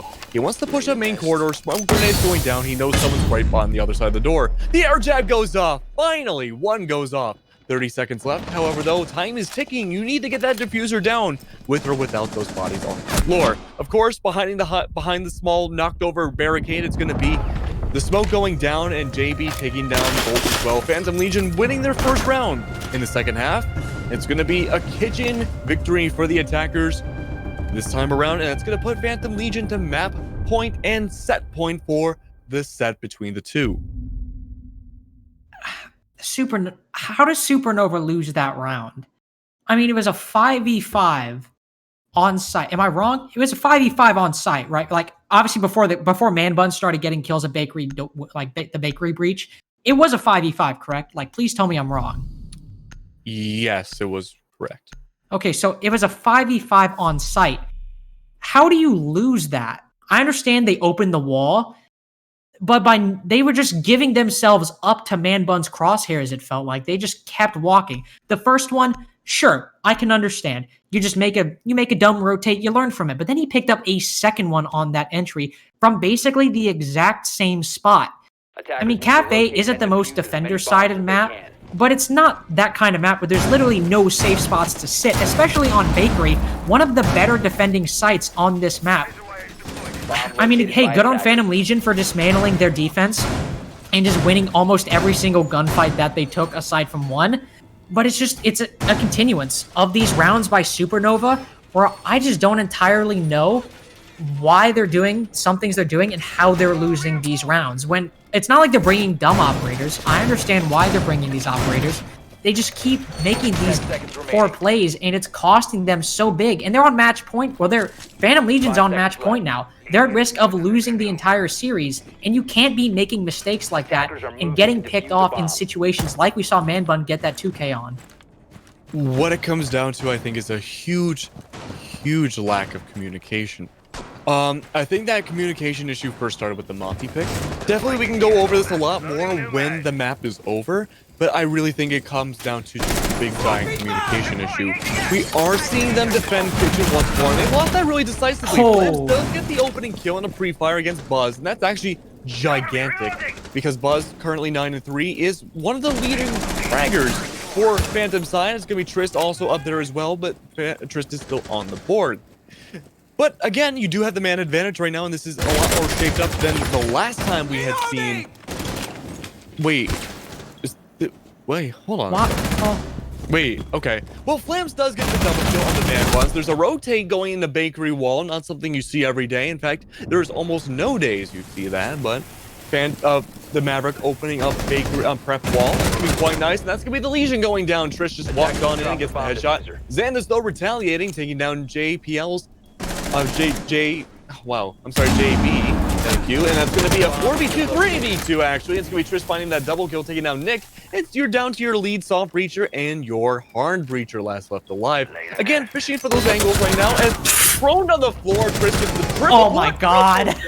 A quadruple kill coming out from Trish. Just completely polishing over this bomb site. What was a 4v2 situation is now a 1v1 all of a sudden. Triss being taken out by the C4 and Phantom Legion take it away. That is going to be set point between Phantom Legion and Supernova in a very interesting final few rounds. What it came down to again was a huge lack of communication. I feel like there was maybe a little bit of, I don't want to put words in anybody's mouth, but I do feel like some people may have taken off their headsets or something, because it did seem like there were some angles that very evidently should have been heard that were not, especially right there, the Mute being prone on the floor.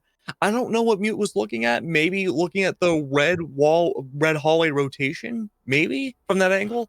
But even then, you would think you can hear the not crouching, not sprinting, yes, but the walking Ash upright just being taken down.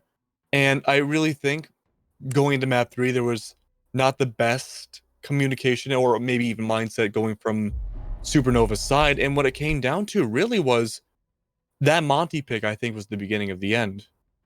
Yeah, and then you also have decisions like making that hole in the bakery wall. And so when you see a hole like that, it's pretty much crouch level. That looks like a rotate hole. If I look at that, if you show any Siege player that, you're gonna be like, that's a rotate hole. That is a hole made for rotations. But they made it, and nobody was sitting inside of bakery. Nobody was playing inside a bakery, and it's not really holding any particular angle. It's not like a shotgun hole where you can see if an attacker's walking and get some shots on them.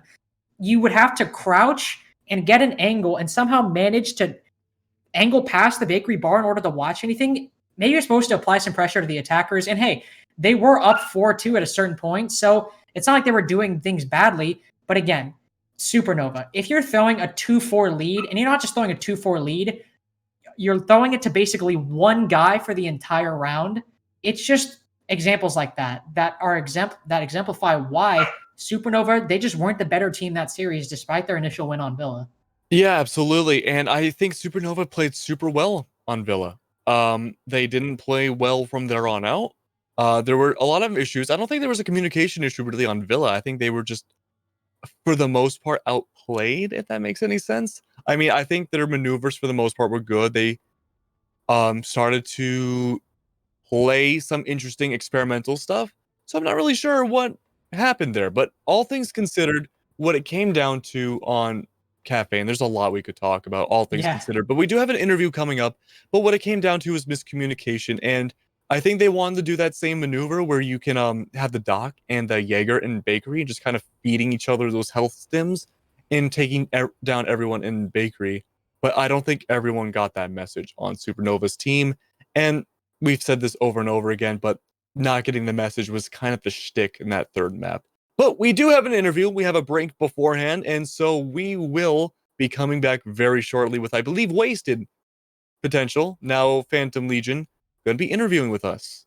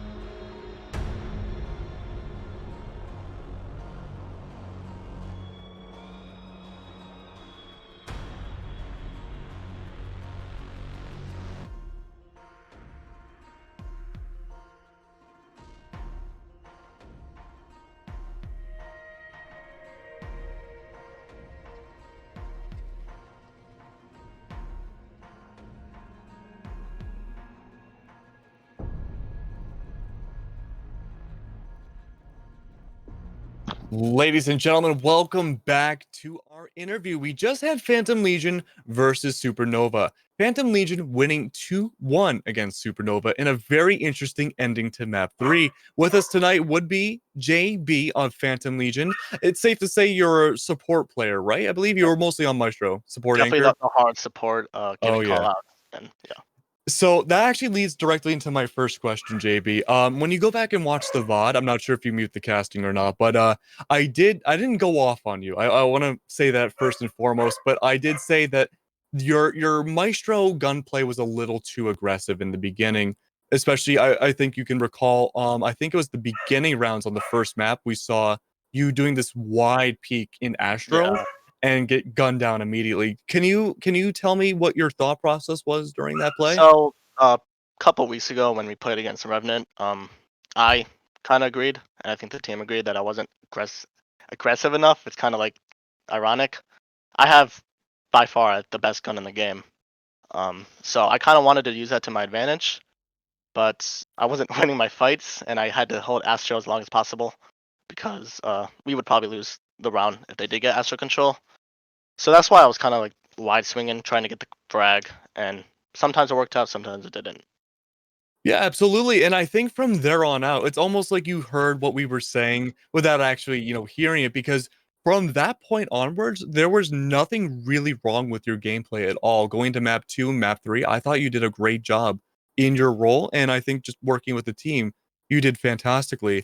Going away from that Villa matchup, however, you guys did lose on Villa, but the Yep. last two maps you brought back spectacularly. But most of the questions I have from here on out are kind of in response to Supernova's plays, and I'm sure a lot of people kind of realize where I'm going with this. My next question for you is so you're playing on Kitchen, Supernova's attacking, and they bring out a Monty pick. Now, keep in mind, this is after Buck was already banned. There's no vertical play up until this point at all in the matchup from either side, and they bring out the Monty. It goes in and dies instantly. What happened there? What do you think happened there? So we had bakery, we had a Valchem in bakery. We saw that there was no one but Monty in bakery. So I just sent Triss, our Valkyrie, to go get the kill. He wasn't aware of it. That intel we had, they weren't able to locate it. I think that's what really helped us in this match. We had bakery eyes every single round, and they were never able to get the Valcam. And I think that's what we were able to get those kills from that. Yeah, absolutely. I think that Valkyrie did play a huge part into a lot of your defensive wins as well because I don't think they have ever shot out any of your Valkyrie No, camps from the looks of Yeah, exactly. I was on Now, cams all the time. Never. He and can confirm. He can confirm. That is his job. yeah, absolutely. So overall, I just want to give you one generalized last question is what do you think was the major downfall for Supernova? Because they looked really solid in that first map, but then as each map went on, it just became worse and worse. It degraded, quite literally. What do you think was the process of that happening? So we knew that they picked Villa, and we haven't practiced Villa in a while. I was on vacation, so the last time we played Villa was actually our last league match I played in. No practice whatsoever, and we kind of just got slammed. And I believe they got overconfident after that. They were winning a lot on attack. Um, they were really aggressive pretty much the whole round, and we were kind of able to. Um, we flanked. We were able to get kills, and I think that just overconfidence and kind of just ruined them as a team. And we were able to play more as a team, I believe, as than them. Yeah. No, I mean, go back and watch the VODs. You're going to see that very apparently. Now, of course, that's not the hit off Supernova too much. They did have a really strong performance, and there were glimpses of really good plays that came out from them in those other two maps as well. But overall, towards the very end, it was frankly abysmal. But Lynx, those were pretty much all my questions, man. Do you have any to say towards JB? No, just nothing all that crazy. Just anything you wanna finish off the interview by saying to the people that are still watching towards the end, or anybody you really just want to shout out real quick. Um, Shout out Triss, bro. That man was True, just that's fragging. facts. He was fragging left and Tristan right. Buzz. Yeah, but Triss kind of his confidence is so key in winning our games. I think it's going to be good in the future. I think we're going to win I the mean, rest of our games. you gotta be in that last round with that 4K. I mean, I know that was just crazy. Whew. Well, JB, thank you very much. Hopefully, I mean, Actually, I did have one more question. I'm sorry. Yeah, yeah. So, Wasted Potential to Phantom Legion. We got to get this out of the way. How did No. that rebranding go? So, Wasted Potential was just a team Tris set up, not like an org. We were actually once we got the 5. I was the last one to join the team. Once we got the 5 going, we were able to find an org. We found Phantom Legion. We actually joined not so long ago, probably a few days ago, and it's just that organization that backs us up. They have multiple teams, or funding, and we were able to join and be the main team. Perfect, man. I mean, so far, I mean, I don't know if Phantom Legion, higher ups are watching, but you guys did fantastic tonight all throughout. Thank JB, you improved so much between that first map to the third map alone that you should be incredibly proud of yourself. But Thank you that's very all. much. Absolutely. But that's all we have tonight. Hopefully, we get to see Phantom Legion much more often in ESA. And who knows, maybe even going forward, maybe Challenger League pretty soon. But JB, once again, thank you very much for coming on tonight. And thank you, everyone watching ESA tonight as well. Tonight with me has been Ojo, producing and observing, and Lynx, the awesome co-caster as well. Hopefully you guys enjoyed what you saw. You make sure to follow JB on Twitter, and you make sure to follow myself on Twitter as well. It's at Keglunneq, KEGLUNNEQ. And Lynx, yours is Casting Lynx. Yep, you got it this time. Yes. Let's go, boys. And Ocho, I don't remember Ocho's. It's Ocho R6S. So make sure to follow everybody. We love higher viewer counts. It makes us feel warm and fuzzy on the inside. And make sure to follow Phantom Legion as well. And have a wonderful day. Yep. Have a nice night.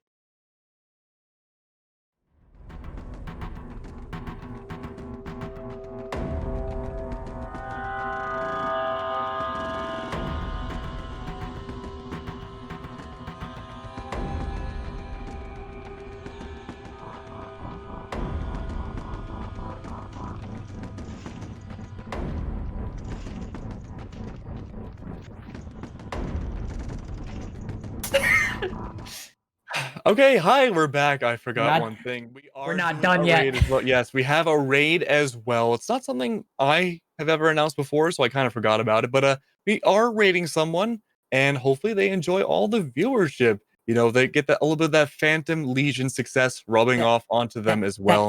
That ESA viewer count. ESA viewer count as well, yes. And hopefully she enjoys it as well, and have a wonderful night.